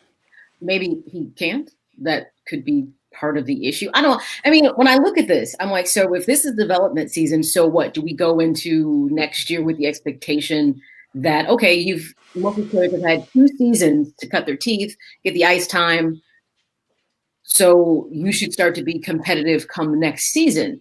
But if this is the long-term project, to me, that's not keeping into perspective that you have Taves and Kane, who technically now are your veterans, and they're not getting any younger. So to me, you are whittling away their talent by not putting people around them right now who can win. Yeah, well, I don't know that it's even possible, no matter who the GM is, to put enough talent around them to be a winning team right now. Taves and Kane, they're not going to be around here if the next Blackhawks Stanley Cup, or at least they're not going to be in this contract cycle. They've got, this year and then a couple years left, and the Blackhawks are not going to be competitive for a Stanley Cup in that time. So the question then is, do you try to trade them? Uh-huh. Well, you're going to take a loss on just about anyone that you try to trade. Like Jonathan Taves, if he was healthy, and that's a whole nother thing altogether that we could talk about, whether he's healthy or not. But even with Patrick Kane, you're going to take a loss. You might get a first draft pick. You're not going to get equal value for him. He's 32 years old. He's going to start to decline soon. You're not going to get equal value for Patrick Kane. You're just not. And plus, teams in the league know the position the Blackhawks are in. No one's going to do Stan Bowman any favors at this point in time. So, Duncan Keith, you could get something for him. Equal value, maybe, but probably not. He's older. He's like 37, 38. Like, he could be a good middle pair defenseman on a contending team, but you have to weigh here. Do you want to take a loss and get rid of Patrick Kane, or do you want him to hang around for 2 years and mentor the young kids? That's kind of where you're at. You're not going to be able to compete. You don't have the assets to give away to then bring back players that are enough to make this team a Stanley Cup team, maybe a playoff team. Sure. But does a first round exit in the playoffs, is that, it doesn't, I wouldn't do it. I wouldn't give away young assets or any important assets to get, to the first round of the playoffs and get stomped by some team who's way better than you. That's interesting that you said that you don't think that they could get a haul for Patrick Kane. I know he's still 32-ish, 32. Yeah, actually, yeah, 32. But his style of play is congruent with the way the NHL is now. It's not the early 2000s where you're a lot more physical. It's still a lot more speed now. And he's a guy who's, although he's not as fast as he was, he's still pretty darn fast, and he's still pretty darn electric. And what are your thoughts of them getting rid of him? Because if you want to do a complete rebuild, and if this is what you want to do, not saying the Hawks do, but if you do, you got to give away your best assets to get a haul in return. And you're telling me that you don't think that Patrick Kane will get you a haul in return because of his age. But wouldn't that be the smart thing to do, to try to get, because as the deadline draws closer, teams that need a one more gun, that's a hell of a gun you're getting right there. If you can trade for Patrick Kane and teams who are one player away, and Patrick Kane's not just a player, as we all know, they'll overpay at the end. There's a premium as the trade deadline gets closer. You don't think that the Blackhawks can get quite a few prospects and maybe even a young player for Patrick Kane? Well, to say they're not going to get a haul is relative. Okay. They would get some talent back. They would get some something back that's would be important for the future. But to say that they're going to get equal value, a player that's going to be the top, MVP of the league.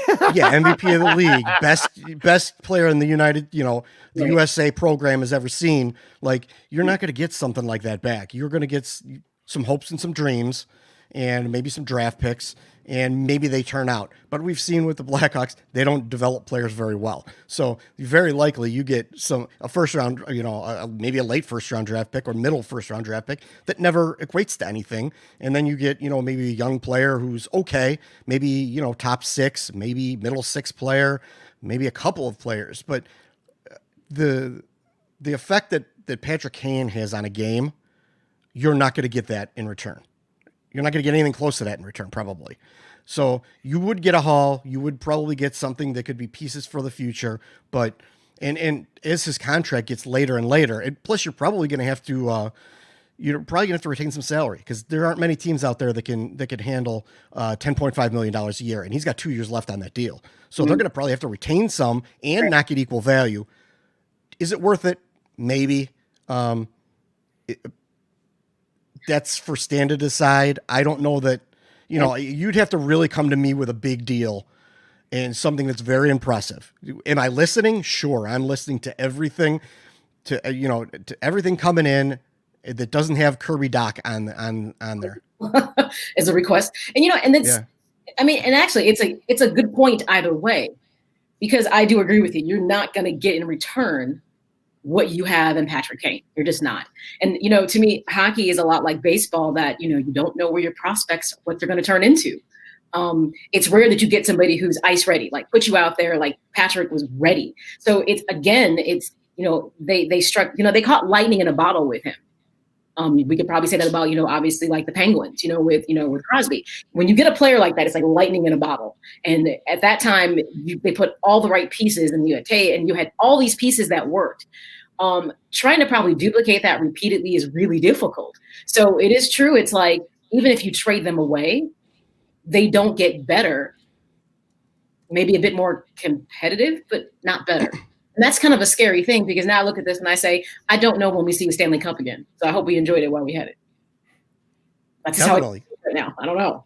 Yeah, definitely. Because 3 Stanley Cups in 6 years, like, should be 4. You don't see that anywhere. I mean, you see that from the Patriots, you saw that from the Blackhawks, you saw a little bit from the Penguins, but other than that, like, you're not really seeing that. And I don't know when the next Blackhawks Stanley Cup. I don't think Stan Bowman will be here. I don't think Jeremy Carlton will be here. I don't think Taves. I don't think Keith. I don't think any of those guys are going to be here if and when we see that. Guys, we're joined by Jeff Osborne for another couple moments from the Rink Official right here on Shawn and Maya on SportsZone Chicago.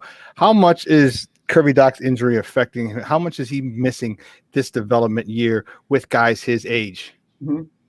I think he was developing well above his curve, or what we thought his curve would be. I mean, if you look at the 3rd overall pick this year, like, he's not even really, doing anything.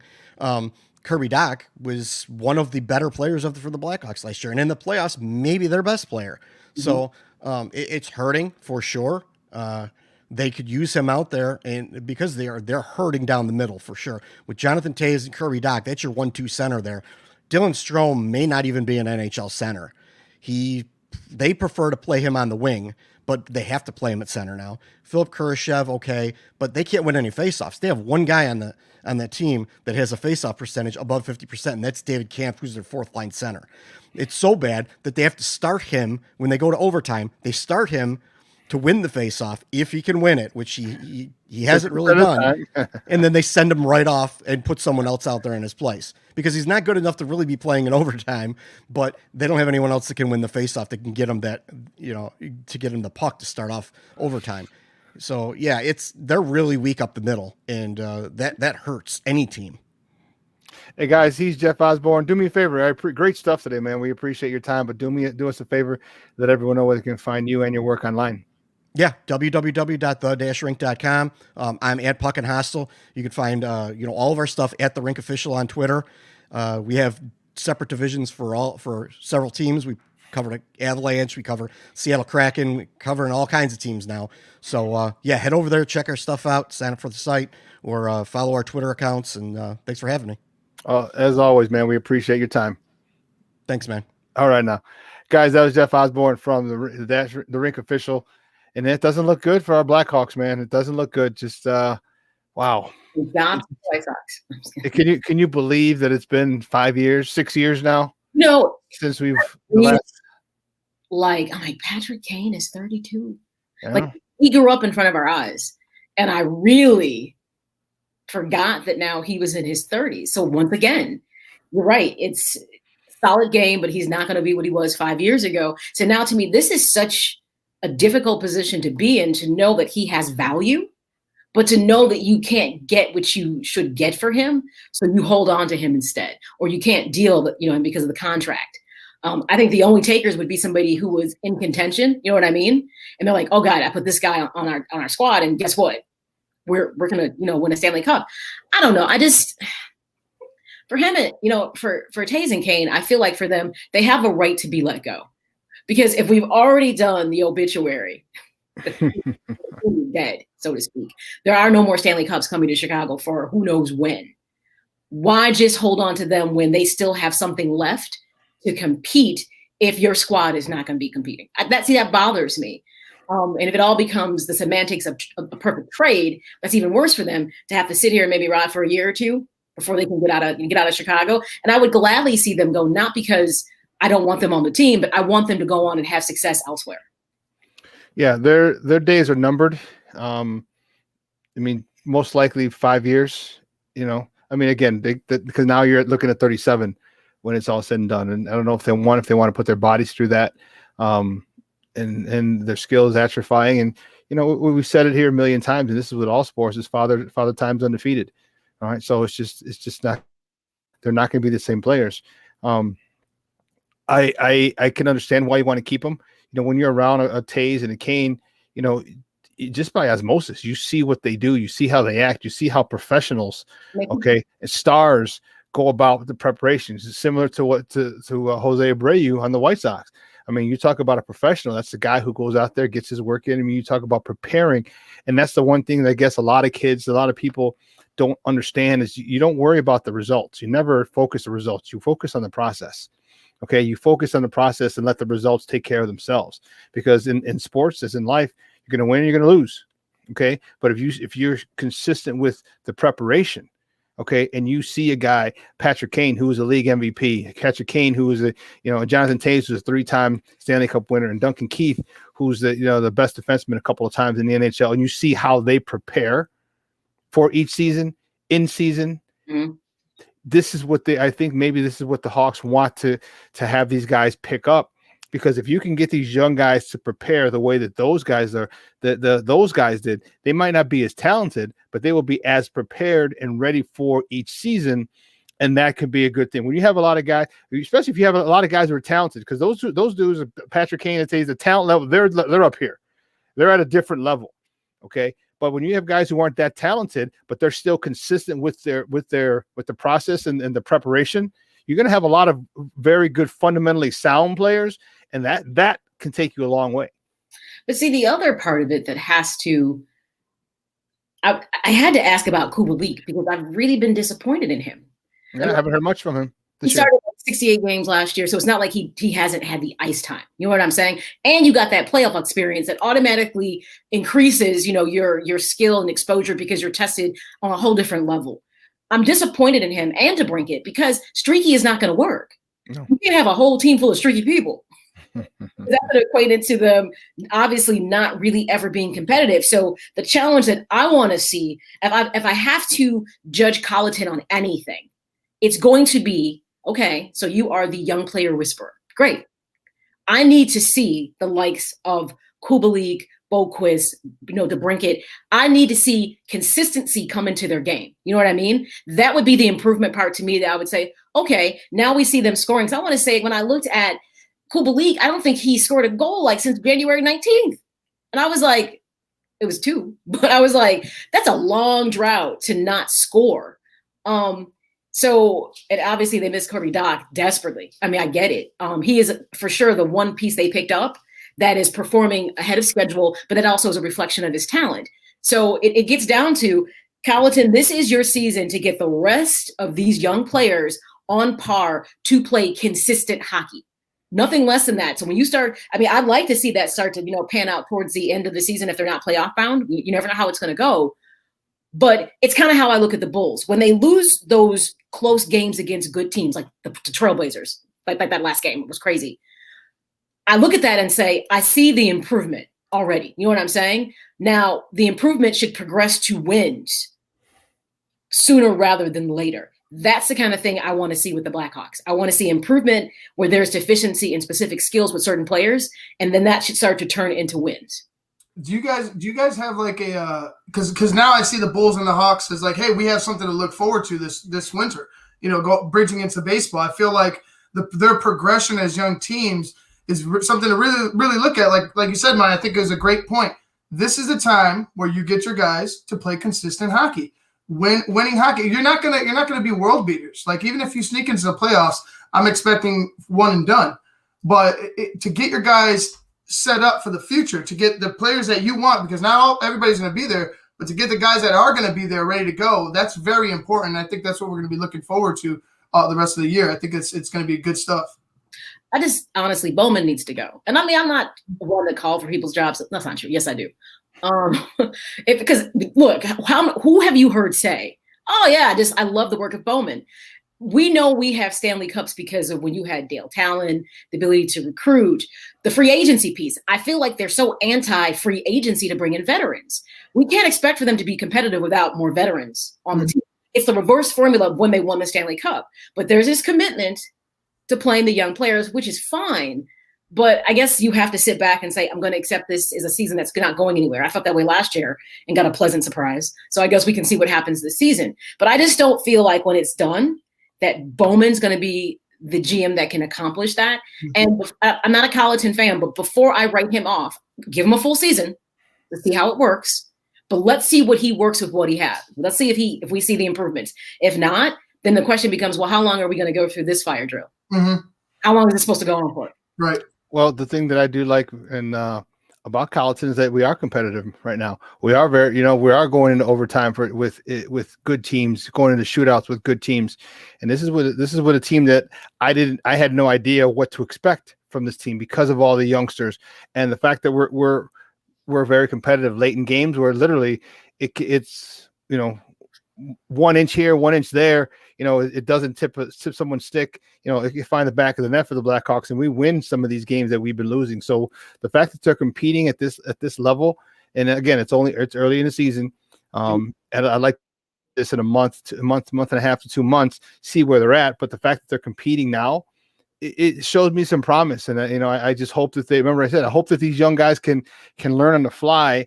And again, that's maybe why I think that they kept Patrick Kane and Taves and Duncan Keith and Seabrook and all those guys, because high tide raises all boats. When you have that type of expertise and experience, it's just they pass it on to those youngsters. The only thing that Seabrook is showing is how to steal a check.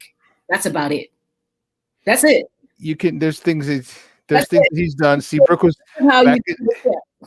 Seabrook was good back in the championship run. I have this issue with the back in the day references because that doesn't help me win today.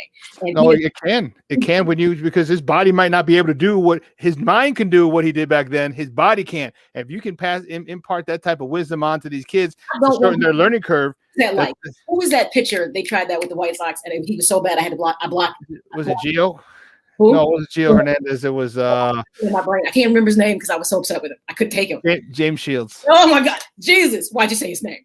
Because you said what's his name? A lot of stuff. I believe this everybody up in the clubhouse. I'm sorry. So I don't personally feel that. To me, hockey is not about morale. It's about skill set on the ice. You really have to get out there and show them this is how you do it. You saw how Marian Hossa made everybody better. We were talking about old man Hossa, and he was still a force to be reckoned with. So Seabrook has no value to me, but yet unfortunately, they can't get rid of him because of the contract they gave him. Ridiculousness. Mm-hmm. So he has no purpose. This is not a mental game. Hockey is you got to get out there and play. Seriously. Seabrook has no value. I'm sorry. That's the one person that gets no pass from me. Yes, you can get something from Duncan Keith. Yes, Taze and Kane still have something to show you how to do it. I don't know. I just hate to say this. It's over. We've come to the end of the road. You can queue up Boys to Men. It's done. And I don't want Taze and Kane to have to sit here and suffer in silence with a team that's no longer good. They deserve to go on somewhere else and win, unless they're okay with their Stanley Cups. If they're like, I'm willing to do this, I'll just sit this out, ride my contract out. I'm still getting paid. You know what I mean? And then they move on, so be it. Because no one's demanding a trade, because I think they have a certain amount of respect for the organization. You know what I mean? They've accepted change. It's been happening for a while. Even with Coach Q, the change was happening. So if I only have 2 years left on my contract, you know what?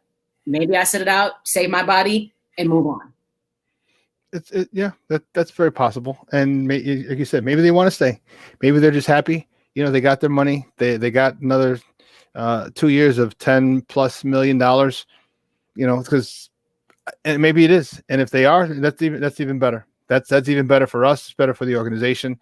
It's better for the youngsters they have coming down the pipeline, and the young, like the Kirby Docks and the Kubaliks and those guys, just to see how these guys do. So we'll see. You know, they just never, but they're not the ones to talk about like, oh, you know, we want to stay here just because because hockey players and hockey in general, they're really, really, you know, tight-lipped about a lot of stuff. That's why they're like upper body, lower body. Okay. They won't even tell you what the injury is. It's the body. That's a whole lot of body parts to talk about. It's very low. Cloak and dagger. Don't talk about it. Yeah. It won't. Yeah. Listen, we got to take a quick break. And on the other side of the break, we have more sports conversation. I think we're going to talk a little NFL. There's a game Sunday. I forgot what it's called. But anyway, we'll talk about that game. Let me look it up on break. We're going to talk a little Super Bowl. Super Bowl 55, is it? My gosh. Okay. Goodness gracious already. Don't go anywhere. Keep it locked right here. Shawn and Maya on SportsZone Chicago. Hey, this is Dr. J, and I listen to Shawn and Maya in the morning.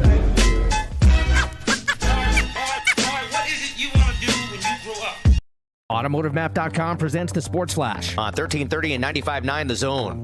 A 2-goal third period lifted the Blackhawks past the Blue Jackets 3-1 on Sunday. Goals from Patrick Kane, Philip Kurashev, and Pius Sutter, while Kevin Lankinen made 32 saves in net. The Blackhawks improved to 1-1 on a 4-game homestand after losing 2-1 to the Blue Jackets on Friday night. The Hawks had been winless in 3. The Hawks with a sorely needed win a day after the team canceled practice due to COVID-19 concerns. Ryan Carpenter and Nicholas Bowden were placed on the NHL's COVID list, joining teammates Alex DeBrincat, Adam Boquist, and Lucas Wallmark. The Bulls are home tonight hosting the Knicks. Chicago coming off a 123-122 home loss against the Blazers on Saturday. They'll look to snap a 3-game slide tonight. The Bulls and Knicks also play again Wednesday night at United Center. This update brought to you by the Score app. Download the free Score app today. It's one of the most popular sports apps in North America. Chuck Sanders, that's the Sports Flash, 1330 95.9 The Zone. Liberty Mutual Insurance Company presents and Doug. Breathe out and repeat after me. Liberty Mutual customizes your car insurance so you only pay for what you need. Liberty Mutual customizes your car insurance so you only pay for what you need. Your bird is eating my candles. Your bird is eating my candles. No, seriously, he's making a mess. No, seriously. Liberty, liberty, liberty, liberty. Get a customized quote at libertymutual.com. I'm Dr. Andrea Russo, a cardiologist. Maybe you're waiting to talk to your doctor right now. But if you're having an irregular heartbeat, heart racing, chest pain, shortness of breath, fatigue, or lightheadedness, don't wait. This could be a serious condition like atrial fibrillation, which can make you about 5 times more likely to have a stroke. If you're having these symptoms, don't wait. Talk to a doctor by phone, online, or in person. Brought to you by Bristol Myers Squibb and Pfizer.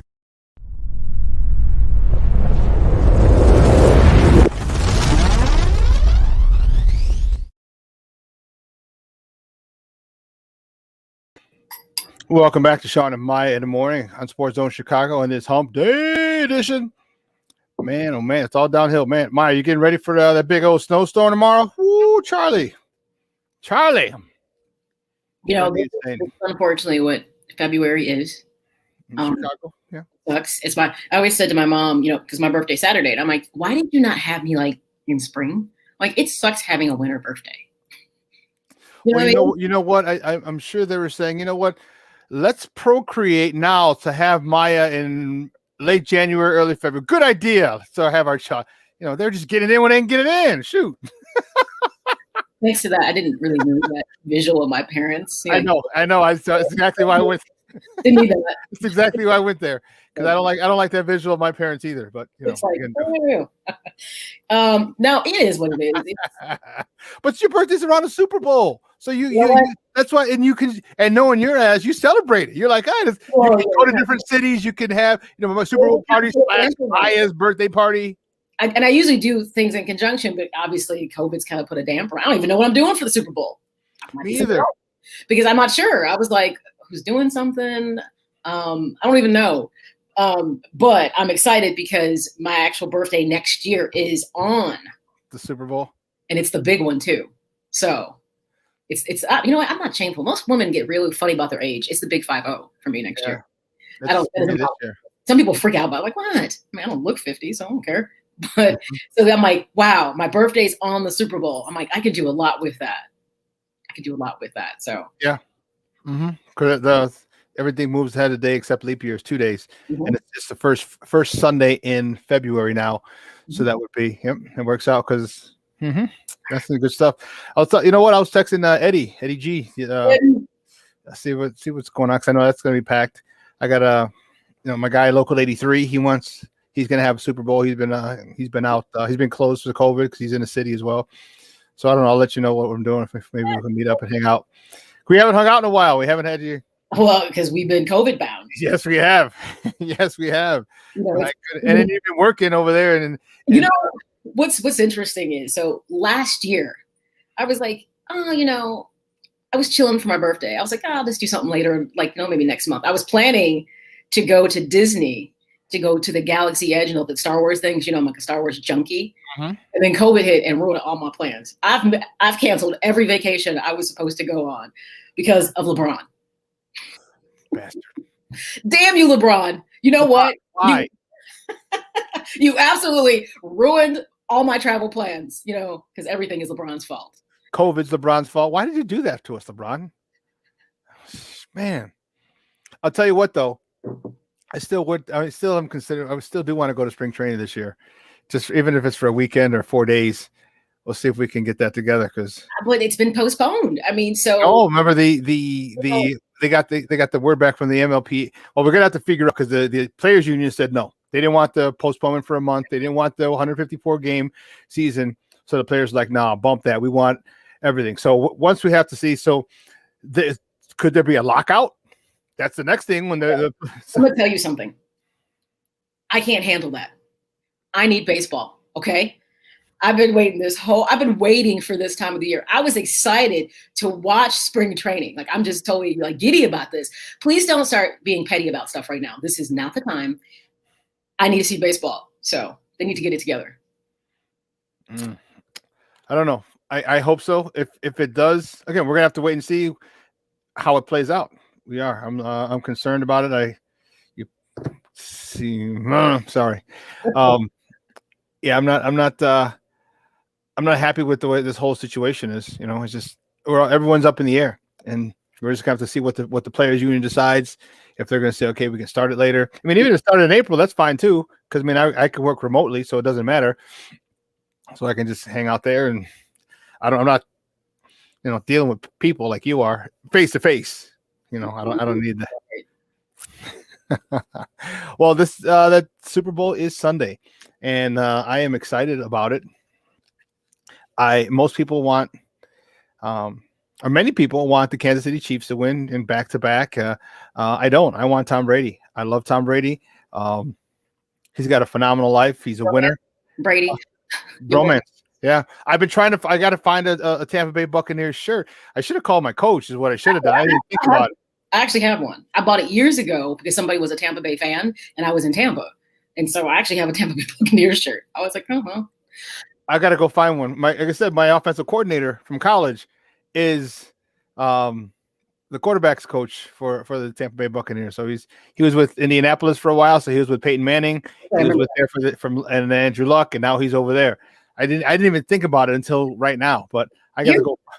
I don't have a skin in this game, so I don't really care who wins. I actually like this actual whole playoff. From the wild card round was amazing to me. I enjoyed and watched every single game. Considering that we thought this would be the worst thing ever, I thought regardless if the Bears, Vikings, and I'm not sure who my new boo is going to be. Some people next year the Vikings. I've had it with you enough. The pilling and plundering is not working anymore.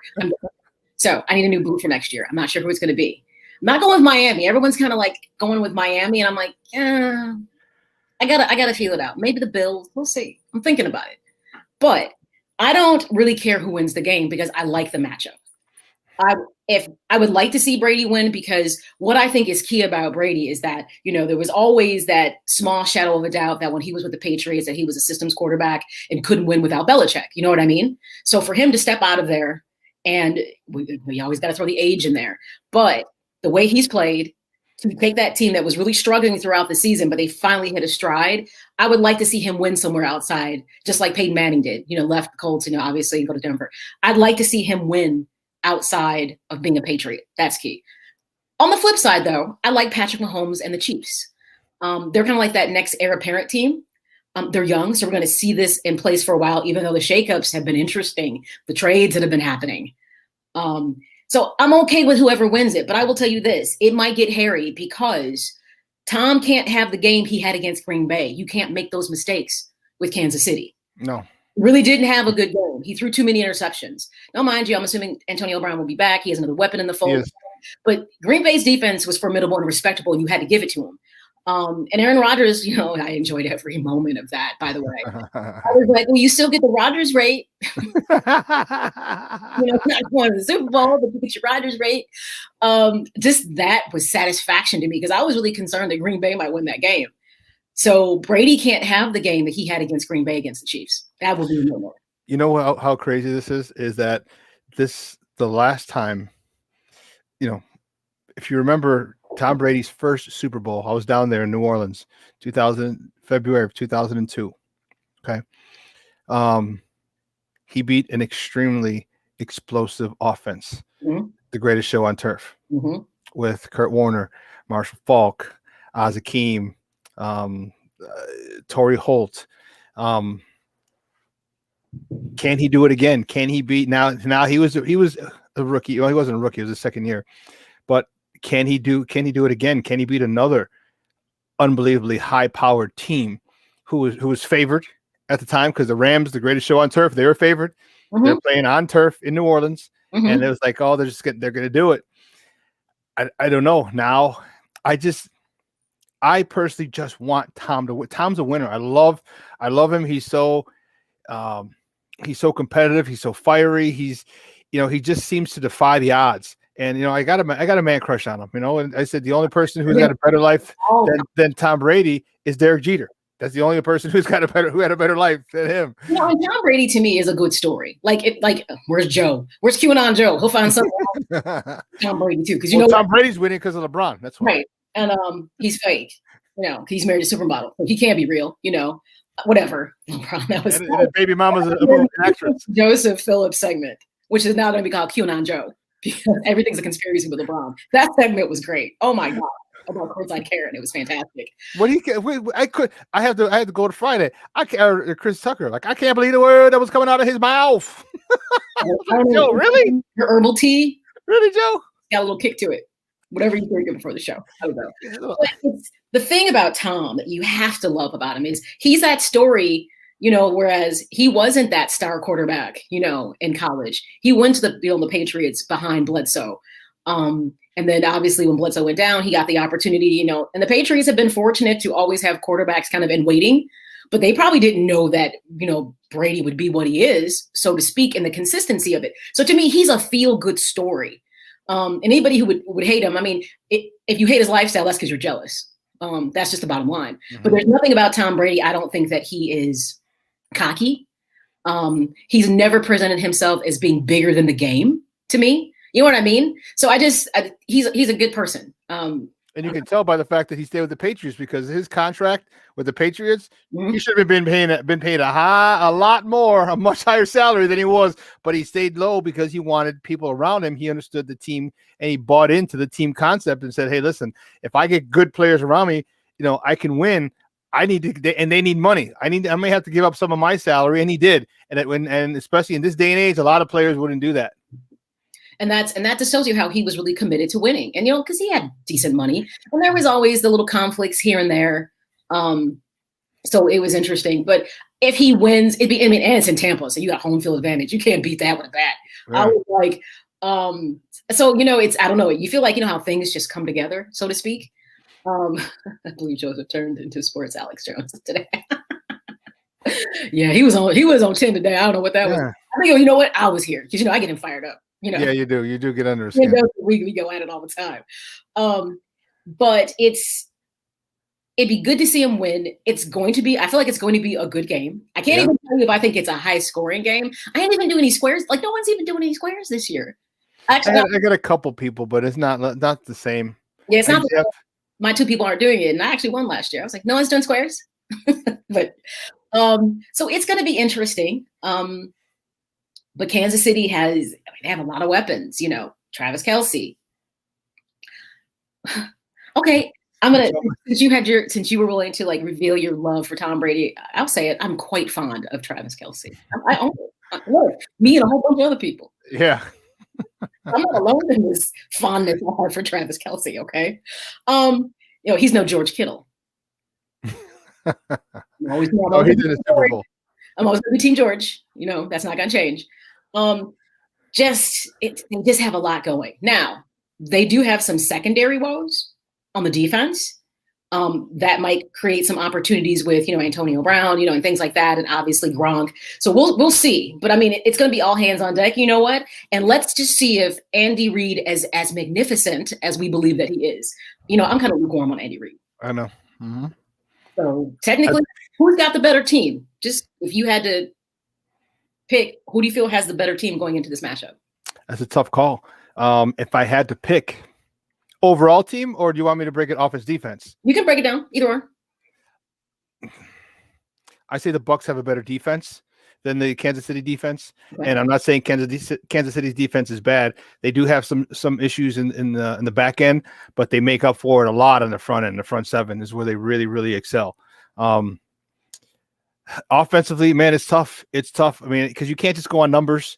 You're going with a guy, who in Tom Brady, who it took him a while to get for him and the rest, and Mike Evans and Goodwin and even AJ Howard before he went down to all get on the same page. But when they did, man, that's a whole nother story. And then you got a guy who just wins. Tom's a winner.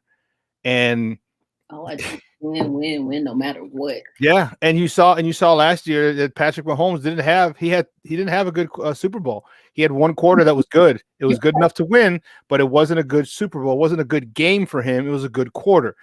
Tom Brady, so if you ask me for better offense, man, that's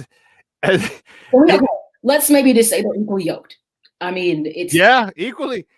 Because you got Tyreek Hill, you got Hardman, you got the running back at Claire, you got Kelce, you got they got two running backs, Williams, I believe, on Kansas City. Then you got Leonard Fournette, you have the Jones or Davis as the other running back, and then you have Mike Evans and Godwin. Like you, the receivers and the tight ends, like this, and then the quarterbacks. It's perfect. You talk about evenly yoked, like they literally are evenly yoked, and it's tough on the offensive side. That is. that's tough. You got a guy who just won it last year, a guy who's trying to get to Brady status. Okay. And then you have a guy, Tom Brady, who wants to enhance his legacy, which is already cemented in stone. I mean, just give him a gold jacket right away. Like his first year of eligibility, he has to go in, otherwise there's something wrong. He will. He's part of that good old boy network. You know, he's a Trump supporter. Why would you even not consider it? I mean, that would be like egregious if you were like, I mean, what would be your rationale for it? Would I make you sit and wait? You know what I mean? That would make like no sense. They're not gonna do him like they did T.O. Came part of the teams, it was upset and not going. I mean, I don't know. That gets back into that conversation about should it just be the on-field performance versus any off-field things. That's always the thing. That was the thing that hurt him the most. It had nothing to do with his on-field performance. It wasn't. You know, and that bugs me, Maya. That bugs me, that component, because I have people, and there should be a committee that the people who vote for the Hall of Fame are former players and coaches. Okay, Hall of Fame players, Hall of Fame coaches, and it'll grow every year. Okay, or have a committee say, okay, out of the X amount of Hall of Famers, because don't forget some of them have moved on in life, they've crossed over, right. But get 50 or 100 or 200 of those guys and they vote, you know, and because I have a problem with people who are voting for me who aren't on my level, because you critique what I do. Now you get to determine whether I deserve to be in the Hall of Fame, but you can't do what I've done. But that's like me criticizing a mother. Wow, you should have done this with your kid. Well, hold on, player. Hold on, player. Well, you know, there's different things. Like you haven't gone through that step. Well, okay. I mean, I was a teacher, so I have a little bit of like I think there's some parenting things that can probably be discussed with people. Like, let's be honest, you can probably call some people on their lack of parenting. True, but you see what I'm talking about, though. But if you haven't done what I've done, right, it's easy. I can't trust that you do, especially if you don't like me. Now, if you don't like me, then you get the T.O. situation where he should have been in, but because of the people didn't like him, right, he had to wait. And I would agree with that. I would agree that there should be, or at least within the committee, there should be former athletes on the committee. You know what I'm saying? You can mix it up. But I also have that issue with the Baseball Hall of, Writers Association. Mm-hmm. Like, why? You're letting people who critiqued performance, who didn't do it or couldn't probably execute it. And a lot of times it is that they're taking into the person's character, their off-field, situations, and the determining factor. And I think at the end of the day, it really should just be about, and I think the problem, what it is that they want there to be a certain level of integrity to this. So if you turned out to be a jagbag, like, Barry Bonds, and then we have the steroid issue, I think people feel that he doesn't have a place because they feel like you want to have someone in this. You want the hall to feel exclusive, so to speak. You know what I mean? So I guess they don't, if you have a character flaw, I think they want to exclude people like that because they want it to be pristine, so to speak. Well, everybody's got skeletons in their closet. Sometimes you just don't know about it. Why put your moral point of view up against somebody else's career? I mean, like, and honestly, I just feel like if he was a complete piece of, like, if he was like, doing all sorts was a drunk. If he was doing all sorts of heinous types of things, yeah, I could understand maybe he doesn't get in because he's a piece of crap. But honestly, if we're looking at this situation in particular, the one with Curt Schilling or with T.O., you got it because people don't like him because of your personal issue with him. Like that to me, that's terrible. The guy he worked his ass off his whole career, regardless of who he is. And you got somebody else, like you said, Shawn, that didn't play the game, that's not on his level. Choosing his fate, if you will. I agree with that. I mean, and the other thing that we always have to keep in mind, and we struggle with this just from a societal standpoint, is a lot of these people have stuff going on, stuff before they ever became professional athletes. And most of that stuff doesn't really ever get resolved, so to speak. And that plays into a lot of stuff in regards to the culture and how things go. And I mean, we put athletes on a pedestal, so to speak. We treat them exclusively different. We make them think that they are gods. And so why they would behave anything less than a god, so to speak, behooves me. Some people are humble and just go and do their job and they just take, the dinks and the danks. They don't care about it so much. But it is sad that that piece, that someone's moral compass comes into play if you're going to be a Hall of Famer. Like I said, unless you did something like you killed somebody, we're probably not going to put you in the Hall of Fame just because obviously you're a murderer. And that shouldn't. But anything outside of that, I mean, you'd have to do something to me really bad. Like if it was domestic violence, like you really did, you know what I'm saying? Rapists, child molester, those I'd be like, those are the greenest things. Like, you can't, there's got to be a limit, a cutoff limit. Like, okay, you did this, you can't come in our Hall of Fame. If we got standards here. We got standards. Too bad. Don't let Joe vote for LeBron. All right, don't let Joe vote for LeBron. Joe is like, he's never going into the Hall of Fame because he started a school for underprivileged kids. He's a phony. I took a picture with them and smiled. And let's take a quick break, and you guys can smile on the break, especially on the other side of the break, because we're going to talk to our guy, baseball analyst, good friend of ours, Casey Boguslaw. We have a lot to talk about. We got Cubs issue to talk about. That'll take about 30 seconds, and then we have the rest of the segment for White Sox stuff. So don't go anywhere, folks. Casey Boguslaw coming up next with your boy and your girl, Shawn and Maya, on SportsZone Chicago. Hi, this is George Iceman Gervin. I listen to Shawn and Maya in the morning. 012. AutomotiveMap.com presents the Sports Flash on 1330 and 95.9 The Zone. A 2-goal third period lifted the Blackhawks past the Blue Jackets 3-1 on Sunday. Goals from Patrick Kane, Philip Kurashev, and Pius Sutter, while Kevin Lankinen made 32 saves in net. The Blackhawks improved to 1-1 on a 4-game homestand after losing 2-1 to the Blue Jackets on Friday night. The Hawks had been winless in 3. The Hawks with a sorely needed win a day after the team canceled practice due to COVID-19 concerns. Ryan Carpenter and Nicholas Bowden were placed on the NHL's COVID list, joining teammates Alex DeBrincat, Adam Boquist, and Lucas Wallmark. The Bulls are home tonight hosting the Knicks. Chicago coming off a 123-122 home loss against the Blazers on Saturday. They'll look to snap a 3-game slide tonight. The Bulls and Knicks also play again Wednesday night at United Center. This update brought to you by the Score app. Download the free Score app today. It's one of the most popular sports apps in North America. Chuck Sanders, that's the Sports Flash, 1330 95.9 The Zone. Liberty Mutual Insurance Company presents and Doug. Breathe out and repeat after me.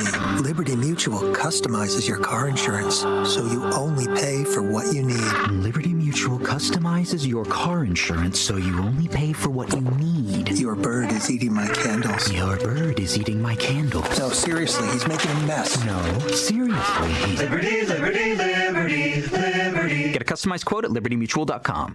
I'm Dr. Andrea Russo, a cardiologist. Maybe you're waiting to talk to your doctor right now. But if you're having an irregular heartbeat, heart racing, chest pain, shortness of breath, fatigue, or lightheadedness, don't wait. This could be a serious condition like atrial fibrillation, which can make you about 5 times more likely to have a stroke. If you're having these symptoms, don't wait. Talk to a doctor by phone, online, or in person. Brought to you by Bristol Myers Squibb and Pfizer.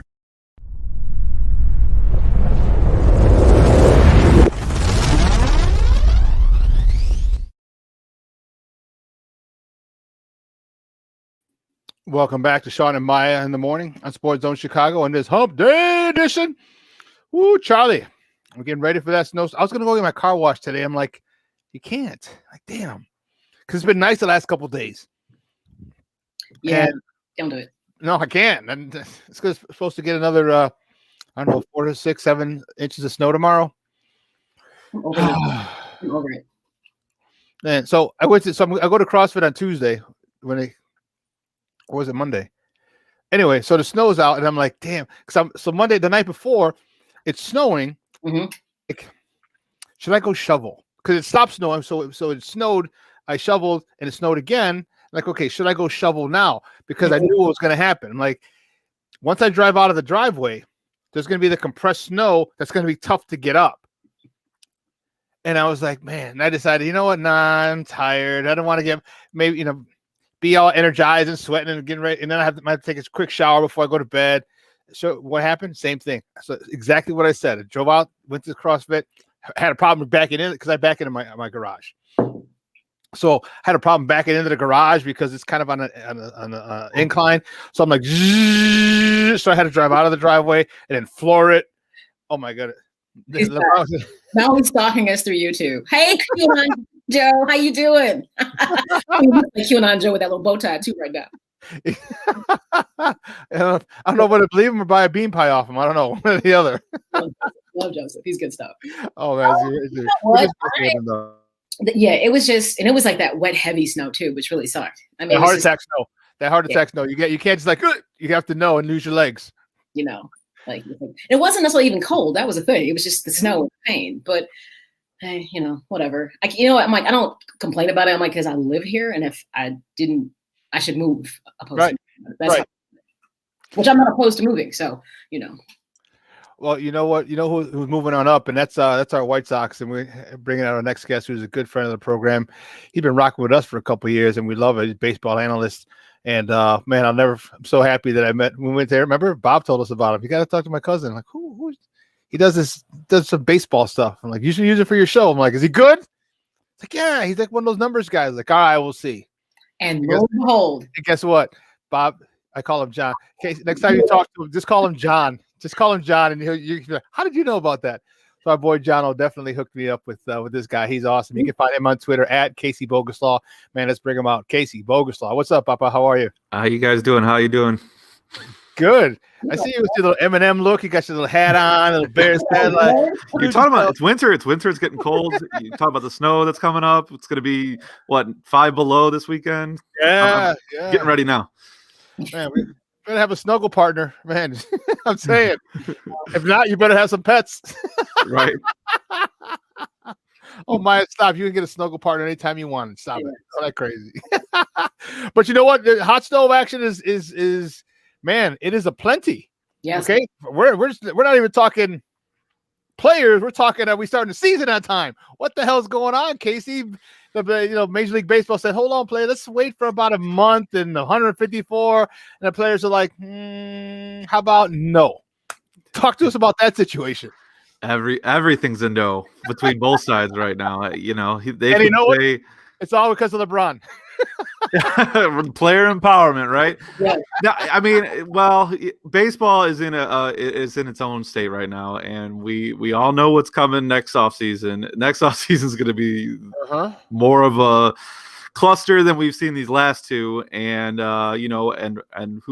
hopefully, God forbid, cross your fingers, we're all clear with the other stuff that we've been going through, and then it can just be baseball talk next year. But obviously, no fans last year.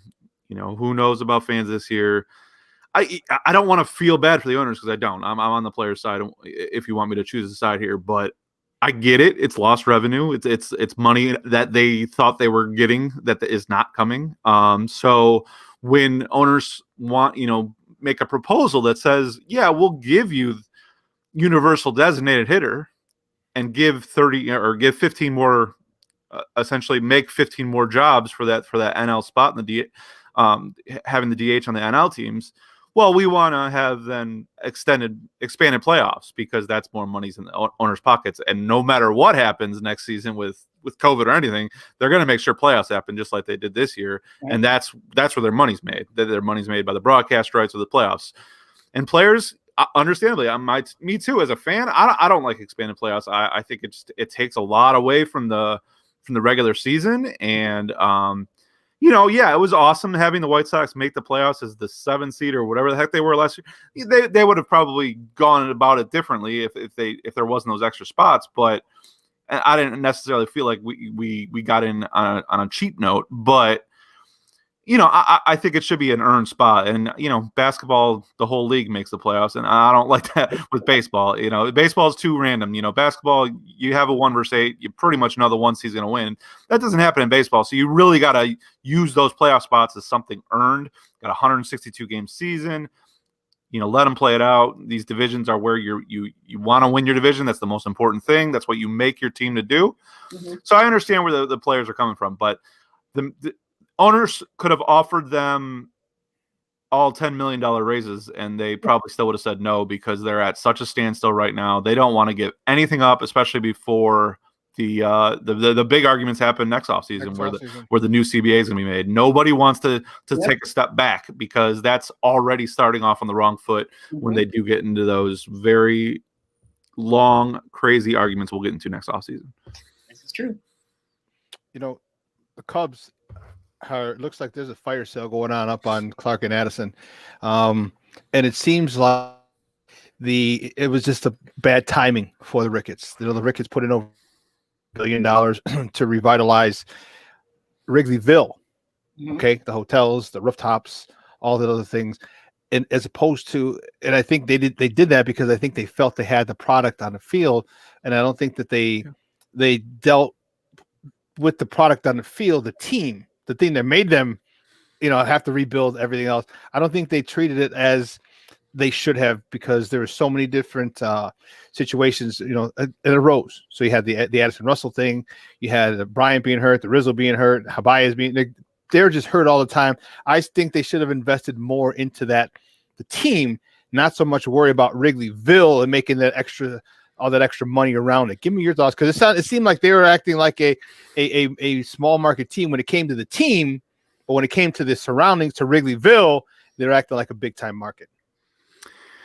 Yeah, I get my initial take on the Cubs, not being a Cubs fan, but watching it my whole life on the other side of town, is that it was all about getting that one title in. And yeah, obviously there was a stigma of being the lovable losers, but I think everybody wanted to see a title. We saw it in Boston, the same thing, with the Red Sox.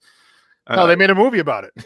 Yeah. So the Cubs were the same way. It was about winning one title. And it was, the way they did it, we look at Astros as their own conversation, but, the Astros have been, they've only won one title as well. But I guess with these rebuilds that we've seen, and the White Sox are in one as well, what do you want out of a rebuild? And when you really tear it down to the screws, you want multiple championships. And that's very, very difficult in baseball. Going back to, it's so hard to win in the playoffs, but that's what you're attempting to do, is just have this foundation that you can create.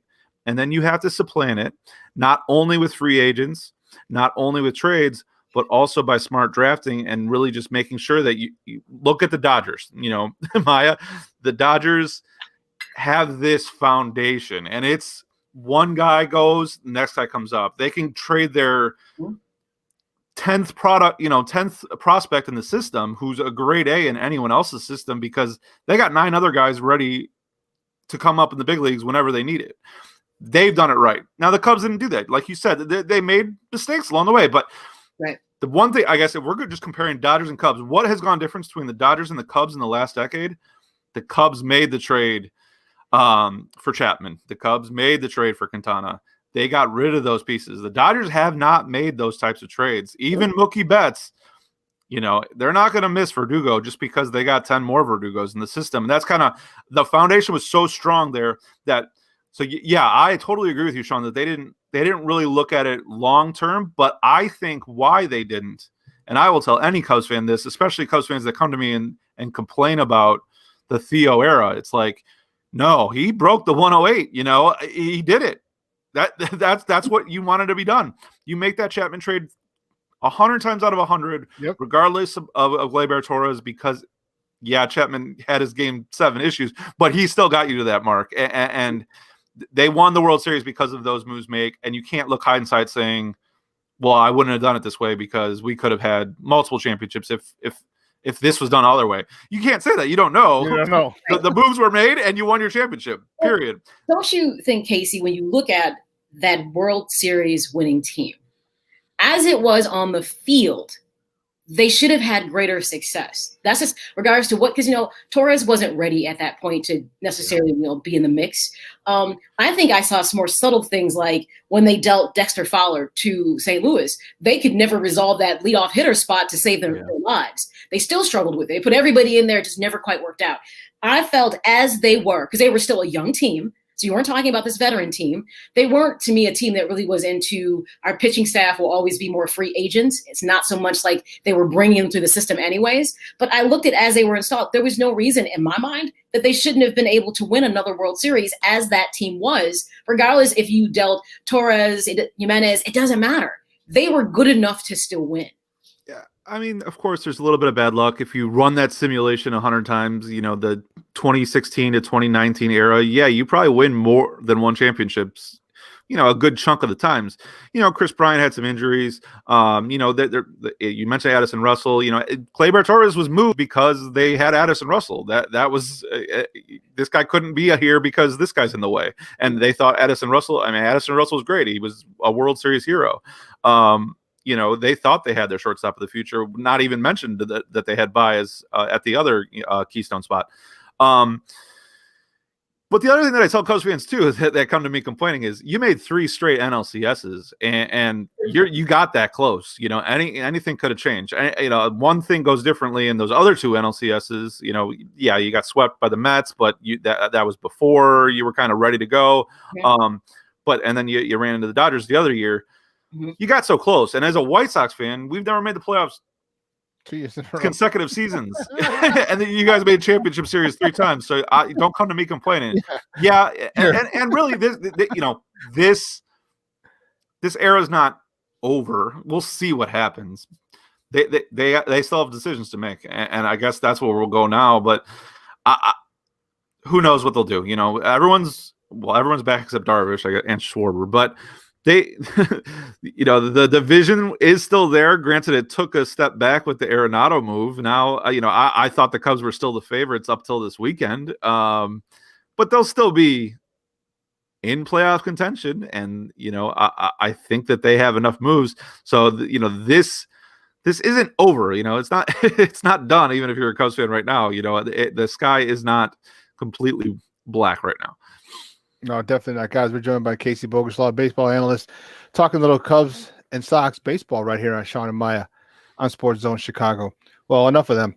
On the South Side, yes, there's my White Sox bias and meatheadism coming into play. Thank you, Ivan, for that.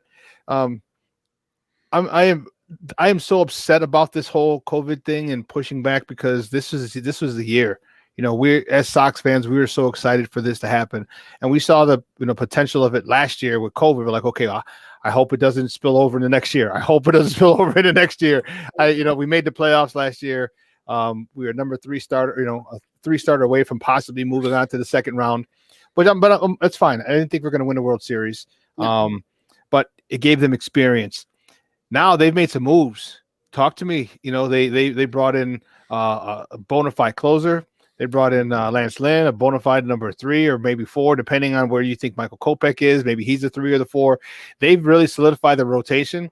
They've solidified their bullpen. They solidified the closing position. Mm-hmm. They just signed Carlos Rodon, who I hope they leave in the bullpen. They got Garrett Crochet, not to mention Jace Fry, not to mention Aaron Bummer. This bullpen, this White Sox bullpen, we'll get to the hitters, the position players later, but this White Sox pitching staff is legit.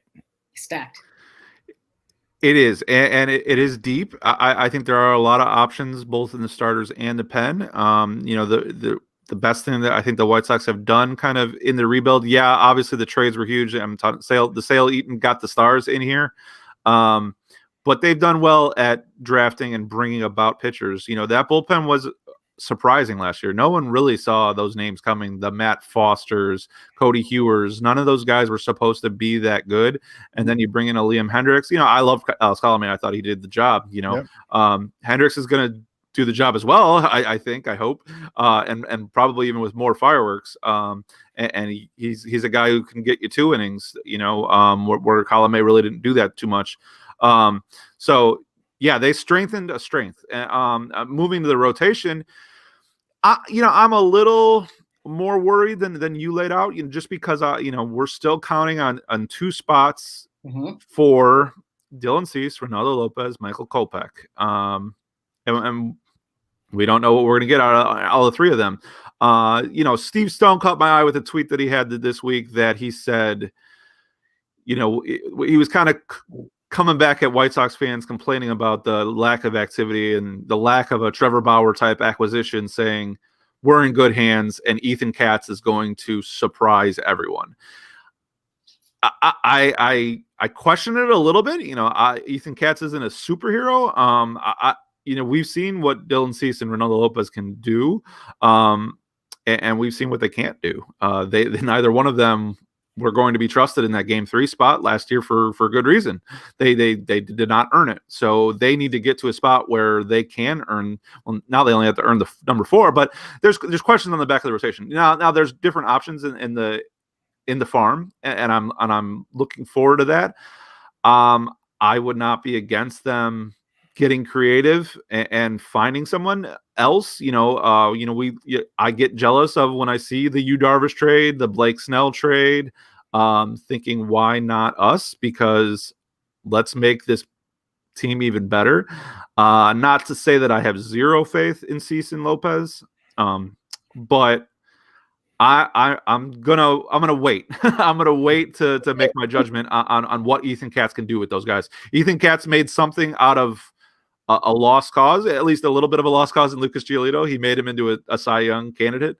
Can he do that again? I don't know. It's pretty hard to do it more than once. He had his moment. Let's see if he can keep doing. Let's see if he's the real deal. I absolutely am not team Dylan Cease, and that will never change for me. I feel like I should be seeing more from him given the amount of starts that he's had. And everyone knows I'm very disgruntled about Dane Dunning. Yeah. The kid who literally was coming not even a year out of Tommy John. And I think they really used his arm too much. And he got to the end and just could not hold it down. I hated to see him go, but now I still have Cease in my lineup. To me, they're not created equal. And I really felt that Dane Dunning was a better pitcher. But yet, here's Dylan Cease still. So obviously they see something in him. Now, granted, I realize why they dealt Dunning. I'm like, you couldn't package somebody else and send them down there and have rotation. So you're right. It's interesting. And Lopez, why? Why?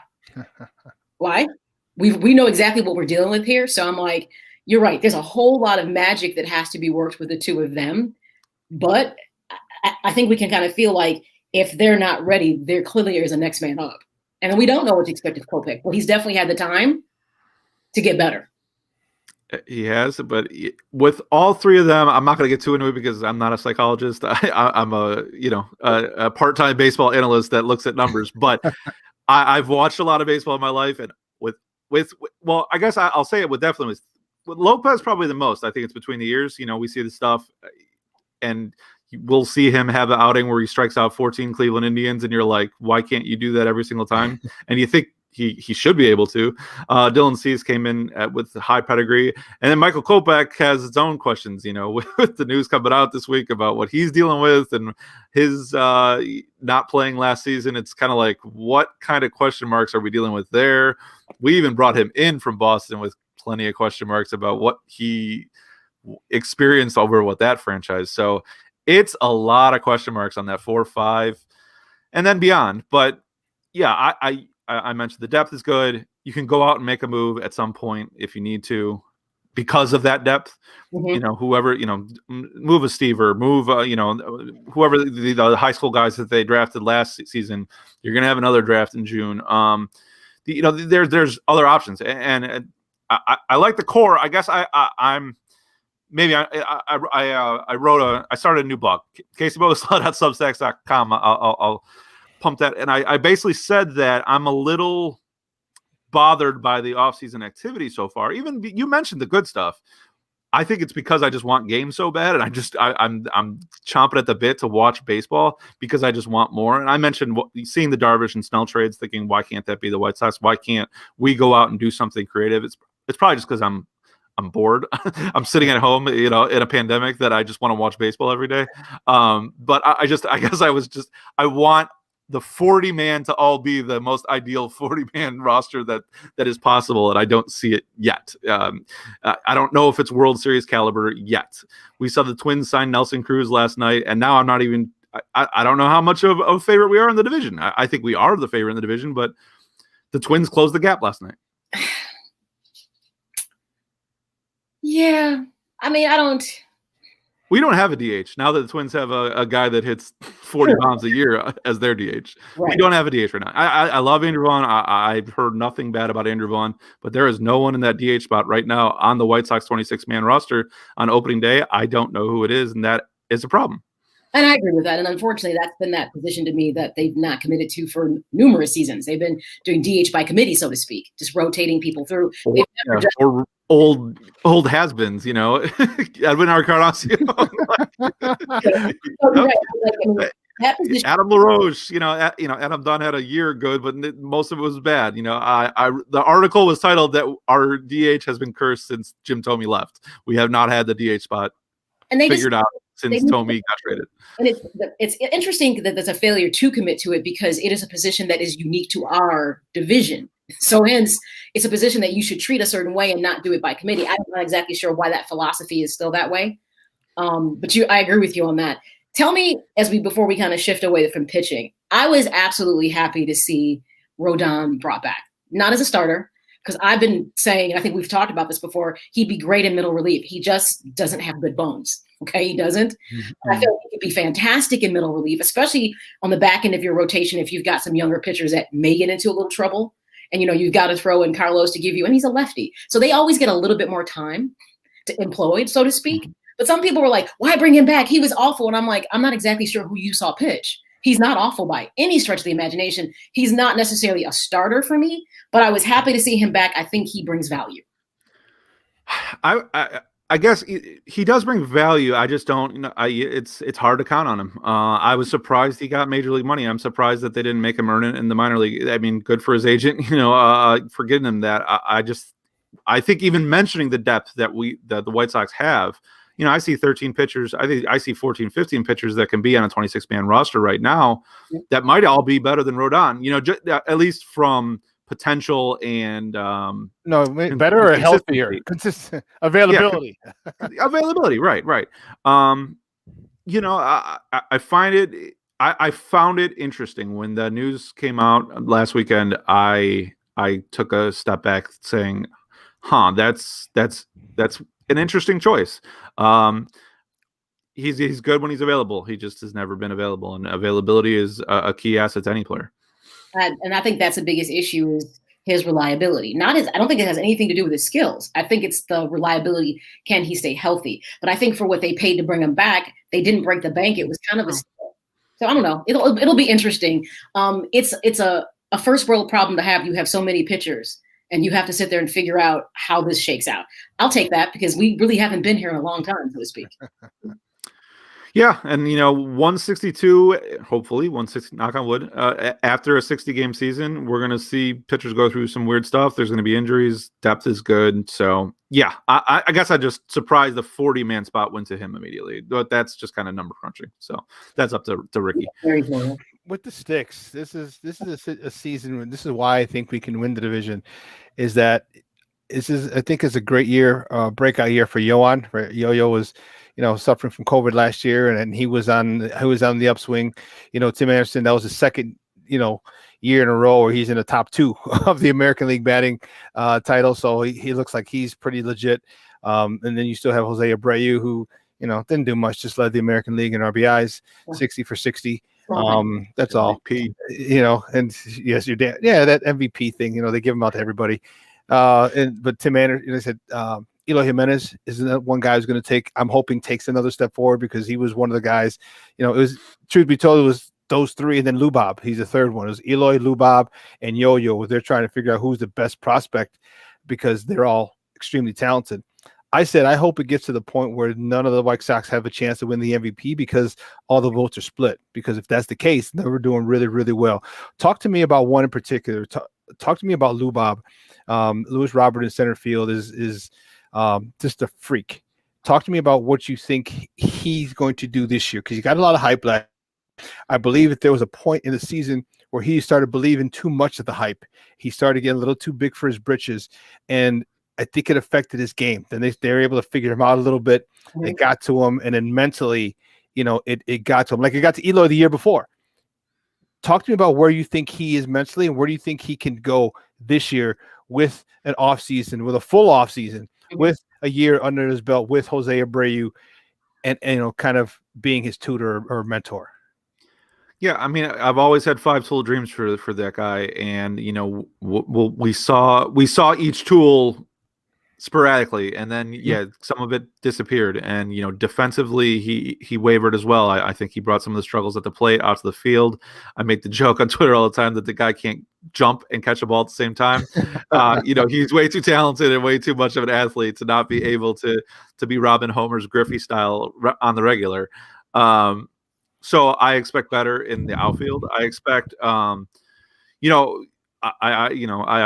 could talk about the outfield as a unit too. I think he'll have better guys around it. Maybe Eli plays a little bit more DH, have Eaton, have Engel out there.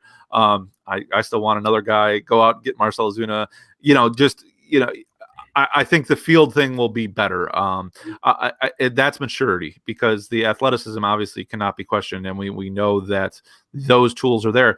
And then it's a full season. Getting a full season under his belt, going through the struggles that he did is only going to improve him. We talked about it with Eloy when I first was coming on the show. We talked about it with Makata when I first came on the show. That these guys, all the signs are there. It's just making yourself consistent and making yourself a better ball player.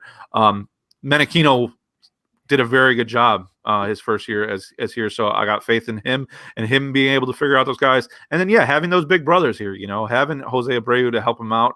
We know what it's done for the other guys on the team. That's huge. I remember saying it was so important to re-sign Abreu for the big brother characteristics that he had, and then he goes out and wins an MVP on top of it. So they're in good hands. I've never wavered any belief in Robert. That's my guy, and so I will not be. I'll not say anything down for him. I won't. I can't find a worry in my head right now about him. I think I expect big things. I expect all these guys to be more consistent. Mancada, the fact that they had the offense that they did with very little from Mancada is unbelievable, because that guy's an MVP talent. And if that comes back, if all the COVID stuff is out of his system and he can be the 2019 Yohan Moncada, this offense is going to be incredibly good. Well, I'm always excited, like, oh, it's Team Cuba. Love it. Love it. But let's talk about La Russa. Well, I really did not like that hire. I'm like, don't get me wrong, I was okay with the firing. I had no problem with that. I just, the Ricky boy thing didn't work for me. I'm like, come on, these are grown men, and let's move on. But La Russa, I don't know how this works because of personality is what I'm concerned about. His kind of old school mentality. It is great that he can speak Spanish. They can't talk about him. They can't be in the back talking and he'll know what they're saying. So I don't know. I mean, tell me your thoughts on this. I mean, obviously the man is more than capable of managing, as long as you get him an Uber to the field and home. But you just thought about La Russa being the person who has to orchestrate this and make it all work. I have two major concerns. I'll say this one first. We talked about all these guys, that how exciting they are, how much fun they are, what kind of style they play with, what kind of energy they bring in the clubhouse. You guys know what I'm talking about. The 2 or 3 buttons down the jersey, the gold chains hanging out. That is White Sox baseball, and they made that fun. They made that their thing last year. And it was extremely exciting for myself to watch. I won't speak for everyone, but it's just it was a lot of fun to watch that baseball team. What will Tony La Russa have to say about that? He's old school. He has talked about, gloating and bat flips and all of that.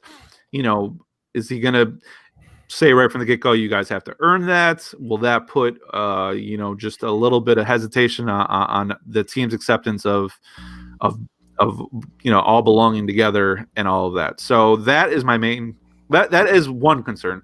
I'm not, I guess my other concern that's bigger, that I left it for a second, is that I'm wondering how much control Tony La Russa has of the team, the organization right now, because I think, well, Tony and Jerry, and pushing Rick to the side. I'm a Rick fan. I give Rick credit for everything that the 2021 White Sox are. And I think, like you said, Maya, I was perfectly okay. I was surprised, but I was perfectly okay when Renteria got fired. I just thought it was going to be for the next big thing, not the the last big thing. Right. Not the 1980s best thing. And then all of the roster moves, I like just looking at it from as much of an objective stance that I can have is it just seems like a lot of this seems like it has more of a Tony La Russa feel than a Rick Hahn feel. I like the Liam Hendriks signing. We talked about it. He's awesome. But Tony La Russa wrote in his book that like his number one asset of a team is a closer that he can depend on. And I'm not saying that I'm against that, but the fact that the White Sox, I think, have really modeled their offseason around Liam Hendriks. That's what all reports have said, that they went out and got Adam Eaton early because they knew they needed somebody in right field, but they knew they can get him for cheap so they can have money for the top closer, which is what their goal always was. They moved Dunning for a 1-year contract on a cheap Lance Lynn to have money to go out and get a Liam Hendriks. Everything they did this offseason was for Liam Hendriks, which is interesting because that could blow up in your face very quickly. Liam Hendriks was DFA'd 3 times in his career in like 2017 and 2018. Yes, he was the best closer in baseball, but closers come and go. We remember Billy Koch. We remember Keith Folk here on the south side of Chicago. Those guys came in with a ton of pedigree and did nothing here. I'm not saying that that's going to be Liam Hendriks, but that is a lot of eggs to put in one basket to make your offseason around one guy. I'll put a better evil on you. This is not quite there, but this is close to Chicago Bears saying all we need to do is fix the kicker position, and we are a Super Bowl contender. That's what it reminds me of. That we fix this one thing, and we're going to be fine. And you said something I totally agree with. There are things that smell like La Russa, and what I don't want to happen is because I like Rick Hahn. I feel like he has done an amazing job. He's done when he was given the reins and allowed to do what he needed to do. He is the reason why we see this team as it is. And I don't like the fact that La Russa can come in. I know he's a friend and have so much power and influence because if he doesn't work, but you pretty much alienate Rick Hahn and he wants to leave. Now where are we? And to me, it was awful. It's kind of disrespectful to even kind of think that they could even work together. I don't know. The whole thing bothers me. I didn't like the pick at all. But you know what? He wants to win a World Series, and damn it, he better win a World Series. Amen.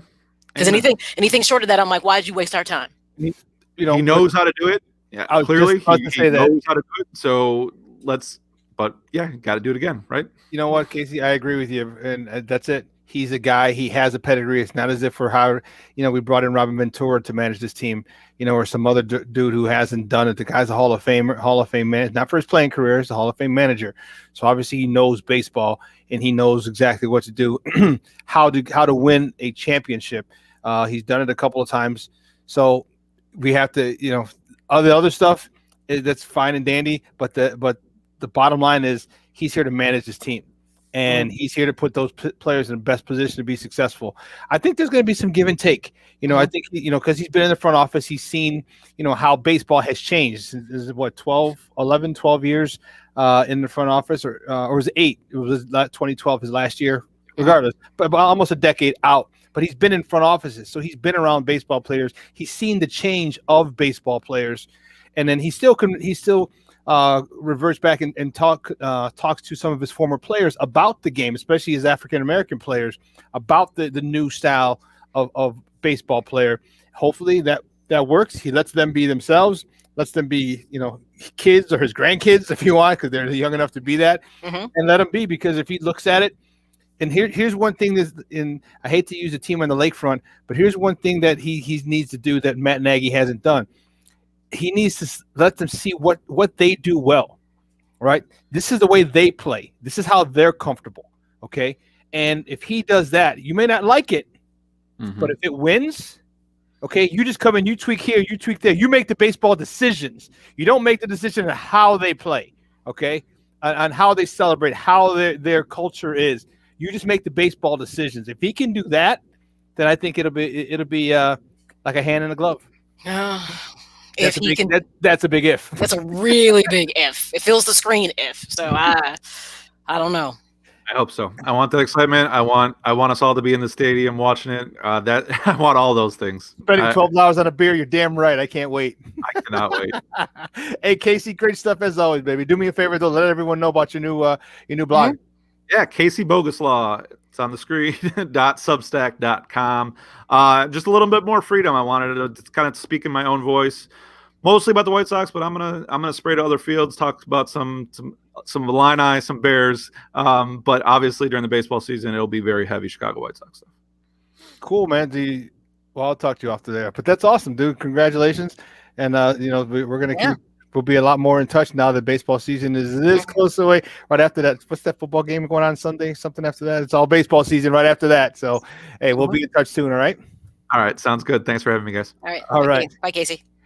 Guy, that was Casey Boguslaw, who's doing his own blog now. I think is great. So good stuff. He's fantastic. His stat, I learn something all the time. I'm like, oh, look at that. Okay. Now you got a pen and pad every time Casey. Oh, Casey, got you. Gotcha. Oh, okay. Yes. No. Good stuff. Yeah. Well, listen, we got to take a quick break. It's the final break of the show.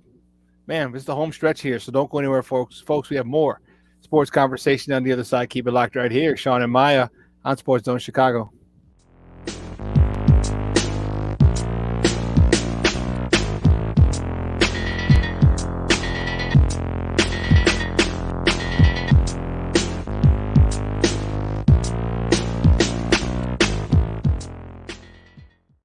AutomotiveMap.com presents the Sports Flash on 1330 and 95.9 The Zone.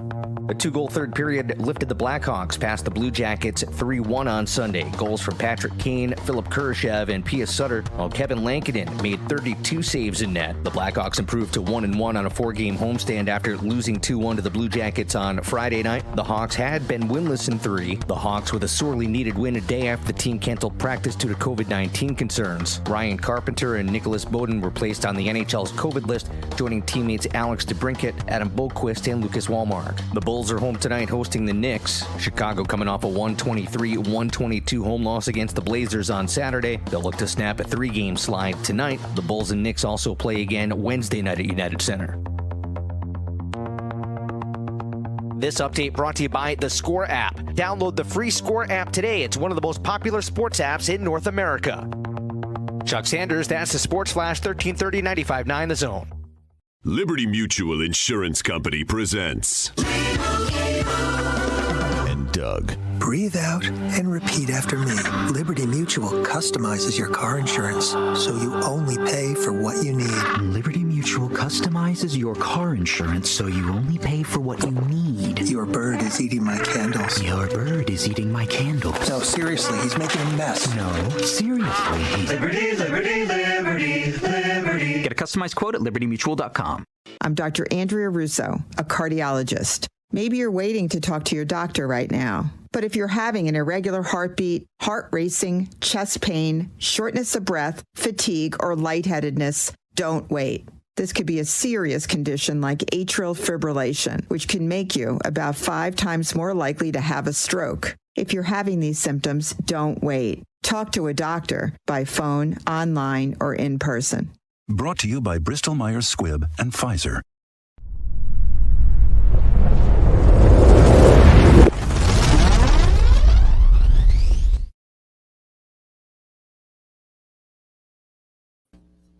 Welcome back to Shawn and Maya on SportsZone Chicago, and it is Hump Day, and I'm getting excited. The Super Bowl's coming up. You know, the Bullies play tonight. The Bullies play the New York Knicks. No, that's only Nagy with his grubby little paws, grubby little fingers. Unfortunately, he gets to keep his grubby little paws on a little bit longer. So. Oh, dude, don't even get me started. Oh man, that hurts. That really hurts because now you got a guy on, you know, I think he's going to step right back into the play calling role. Just, you know, now he got another year. Okay, he got a year reprieve, and so now he's like, okay, great. Bill Lazor, step to the side. You know, he might say, fire the laser. You know, I just, again, be prepared for another losing Bears season because that's what's going to happen. Well, no, not losing. They're 8-8 the last 2 years. Okay. So Well, that's- I'm sorry. They're going to spin it like it's not a But- losing season. Okay. Well, I guess if Another subpar. well, if mediocrity is your thing, then you found the right team. Let's put it that way. That's it. Yeah, That's that about is. it. So it's going to be And interesting with the youngsters on the new staff. that And he's it's bringing in. and the thing it's so difficult to watch because you're seeing the success and the patience and due diligence that the Bills, the Browns, you look at all these teams have turned the corner and done good things, and yet the Bears are still the Bears, still doing the same stuff, getting the same results, and wondering why. And even though I was not a Mitch person, because he never one should have been drafted that high. Two, he was never meant to be a starter coming out the gates. All those things, just it applies. I hope he goes someplace else and is amazing. Just one, to spite them. But two, he wasn't the reason that they weren't a good enough team. He wasn't the whole reason. So I felt, but somebody has to be the fall guy. So, last year it was Helfrich and some others that they, just kind of dealt, Dove 6R said he no longer blames his poor diet, pain, or cigarettes for his high blood pressure. It's the Bears. No, it's not. No, it's LeBron, dude. What's wrong with you? It's LeBron. What are you thinking? It's LeBron. Guys, if you miss, you have to understand. If you miss the first segment, this is why you can't miss any part of Shawn and Maya. If you miss the first segment, you're not going to understand why we keep saying LeBron, because our boy Joe, Joseph Phillips from the Chicago Crusader, who comes on Joe. Chewing on Joe. He comes out with us every day, Monday, every show.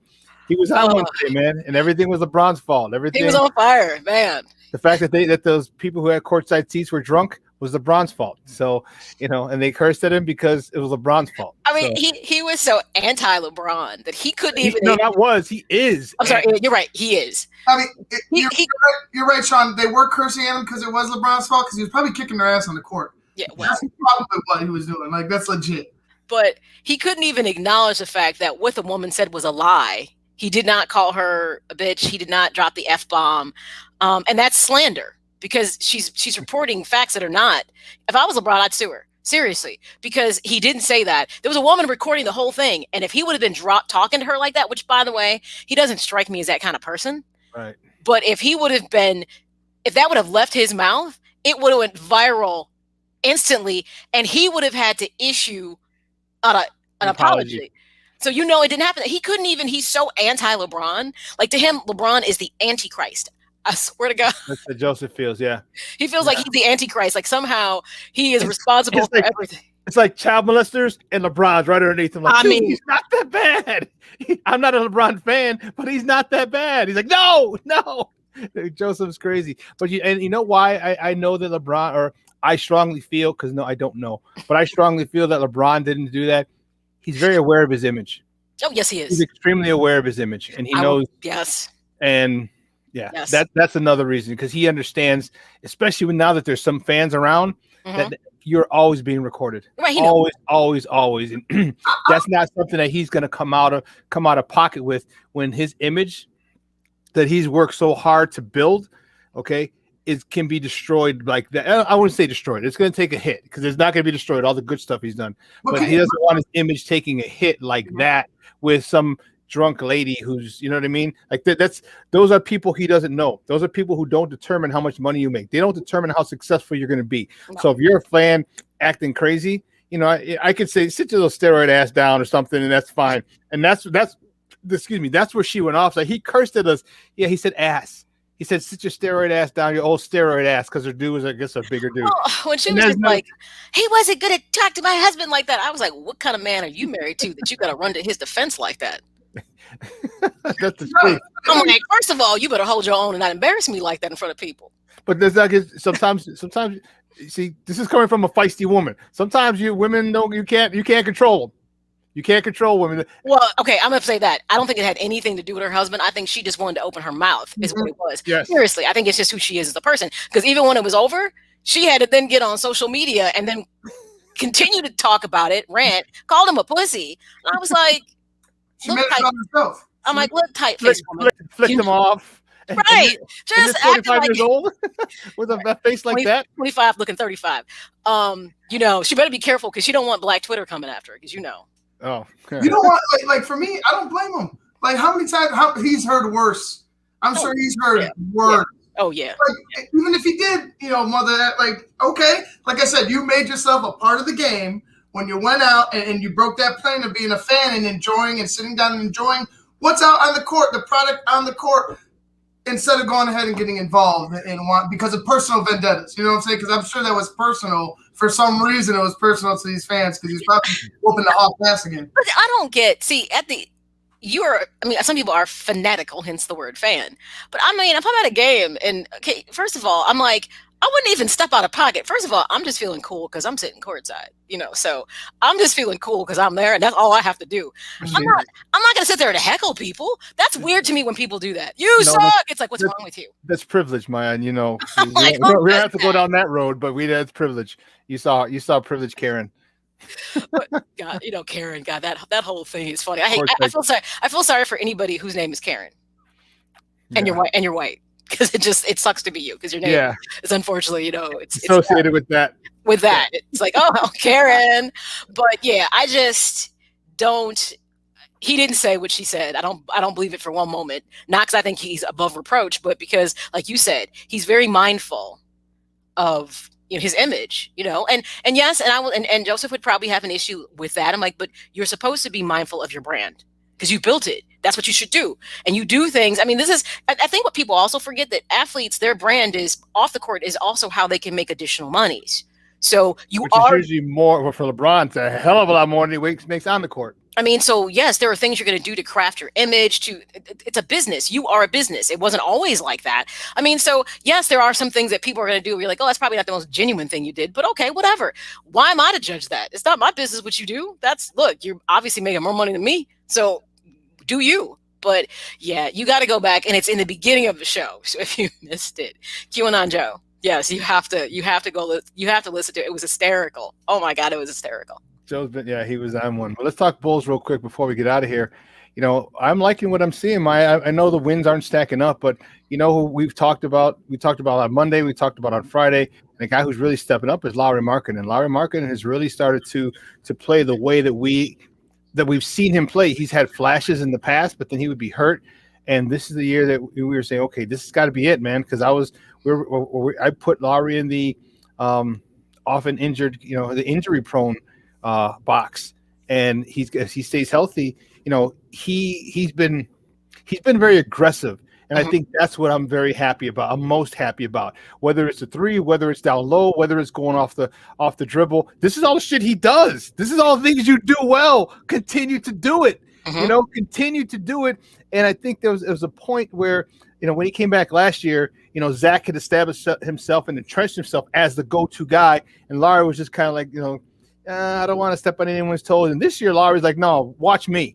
And I think that's a great thing. Now you can't just focus on Zach. You can't just focus on Kobe White. Now you have this guy to focus on as well. Not to mention as Pat Williams gets older and more mature, and I said it the other day, dude. Now we can have 4 legitimate guys that you can go to at the end of a game, and because you can't double team any of them because they're just going to get rid of the ball because they can all pass. So I'm liking what they're doing. It's taking a while. We want instant gratification, but that's not the way sports works.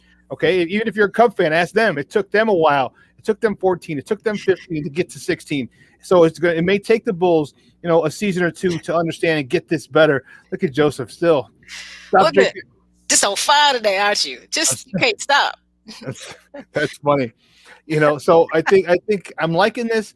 I just want more wins when it's all said and done. Well, if you look at the losses, they are coming against pretty much 500 plus good teams. So they're being challenged. What was important for me in those games is that they weren't blowouts.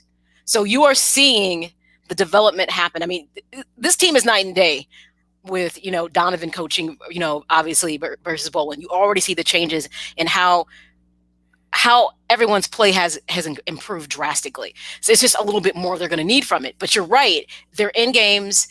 Sometimes you see defensive mistakes, matchups that, that wasn't that last one against Lillard. Oh, come on now. No.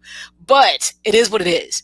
I am definitely seeing improvement. So I'm okay with, I'd rather see wins. But this is all a process for them. So we're going to have to let it unfold accordingly. But I kind of feel as they hit that halfway mark, we should see more wins then we should see losses, especially when everybody feels comfortable really respectfully in their role. And I think everyone's getting there.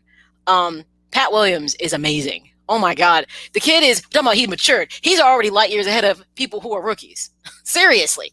And it's funny, it was like a hidden jewel that we got just because the missing March Madness would have put him on the radar for people. Like, trust me, he wasn't the sixth man because he was bad. It was because the team was stacked. Okay, that's why. And he was a freshman. They were stacked. That's why he was sixth, not because he wasn't good enough. And he led the team in scoring. He led Florida State in scoring as a sixth man. Yeah. So I mean, he's amazing. I think for Lowry specifically, though, he had to step up because there was question marks about him. A lot of them. You know, and the thing I like about Donovan is everybody has to earn the right to be there. Everybody. He's making them play. And that's key. I can't say that culture. So his culture isn't, hey, punch the clock and bring your lunchbox.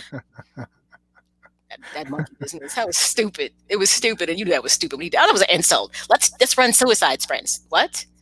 You know, it's just these are NBA professionals. But Donovan brings a whole different type of attitude, winning culture that's been missing for the Bulls for a long time. Seriously. So we're seeing it all happen. I love Mo Cheeks in there because you're getting this guard development that was something that was much needed. So I'm liking everything I'm seeing. I like how he uses Otto Porter, you know, just everything is working for me. Could there possibly be one player missing? Maybe. That's the thing that as this team is currently installed, does it make them good enough to compete in the East? I think they're good enough to make the playoffs, but can they win it? I kind of feel like they may be a player away from that. Unless all of a sudden somebody steps up in a way that I didn't see coming. Because remember, Golden State wasn't a team full of superstars. They worked together, they played team basketball, and we came to know Steph, Draymond, and Clay. That's not what that was when they were drafted. Yeah. So could something like that happen? Possibly. So I'm not saying that it has to be someone steps in. Maybe this can develop into that because we've seen it happen in Golden State, and you see what happens when any of them are missing now. You know what? That's a great point, Maya. And I think that this team has the potential. Mm-hmm. I think if Lowry continues to, dude, just give me minimum 15 to 20 a night. You know, we don't need you to score 30 points again. If you can, great. Don't get me wrong, but just make sure it's in the flow of the offense. And that's the thing. If you can get it in the flow of the offense and not being you don't need to be selfish now. Mm-hmm. You don't have to force it because you have Zach, you have Patrick Williams, you have Kobe White, you have other guys on this team that can score. So, you know, that might be, and here's the thing that I'm really excited about. If you remember that Florida team that Billy Donovan took to back-to-back national championships games, there were no superstars on there. There are some stars. They're all good, really good players. Mm-hmm. You know, Joakim wasn't a superstar. Okay, Tito Horford wasn't a superstar. Nope. Corey Brewer wasn't a superstar. Nope. But he got these guys. He got the sum to be greater than the parts.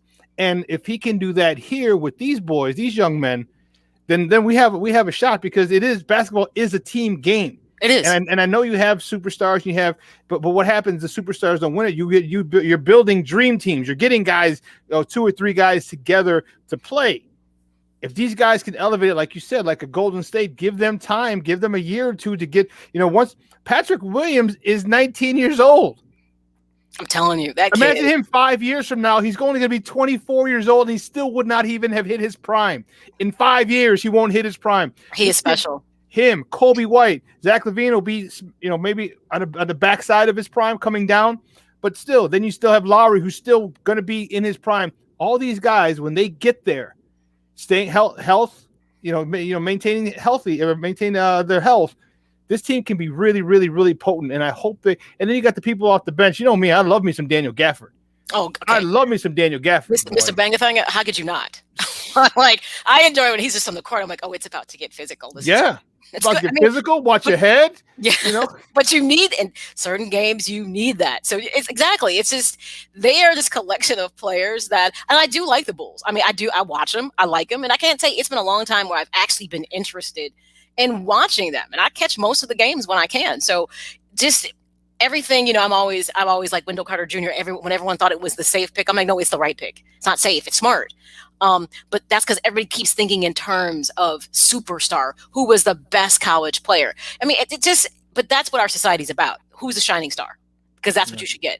But I like where the Bulls are. I like the team. And we always felt that the coaching was the missing component in this, and middle management also was bad. We have seen a shift already, and it isn't just about Lowry proving to Donovan he's worth it. He's got to prove that to management that there's a place for him on this squad. Yeah. So the Bulls are finally a competently managed team and a competent coach team, and that's something. When was the last time we could say that? 98. I was just rolling it in my head like, yeah, because I still wasn't high on Garpax they lucked into the Derrick Rose thing, so it wasn't like they actually, you know what I mean? So yeah, it's probably 98. I can take it. I liked Coach Thibodeau. I had no problem with him. I didn't have but no, you said managed and coached. Right, and coached. Right. But in a coaching spot, Thibs was probably the most competent coach in a long, long time. So if you don't believe it, look at the New York Knicks tonight. Watch how they play when they were the laughing stock of the NBA for the last 2+ seasons, and watch what they are now tonight when they play the Bulls. So, I give mad respect to Coach Thibs. He did his thing. He did so. So when Jimmy Buckets, Jimmy Butler gives him mad respect too. And the Bulls play tonight at 7:00. 3 hours has come and gone. So make sure you check out the Bulls tonight at NBC Sports Chicago as they host the New York Knicks. I want to thank our guests who came on today. Obviously Joseph Phillips, who comes in every week, every show. But we also want to thank Jeff Osborne, Mr. Puckin Hostile himself, Mr. Woo Woo Woo from the Rink Official, talking hockey with us. I also want to thank Casey Boguslaw. Man, he dropped the big news that he's doing his own thing, which is awesome. He's not with Future Sox anymore, and I'm happy for him. And I hope his blog goes well. But tonight, Ivan, what do we got on tonight? 6:30 got me and Michael Halatek talking to Drew Cole of Sports Mockery up until 8:00, and then at 8:00, Maya, we have Jamar Harp. Sports 101. Yes. Dude, if you want to learn about sports, this is your show. I learn something every single week. Every week. Is like a professor. We might have to start calling him the professor. Yes. Professor Harp.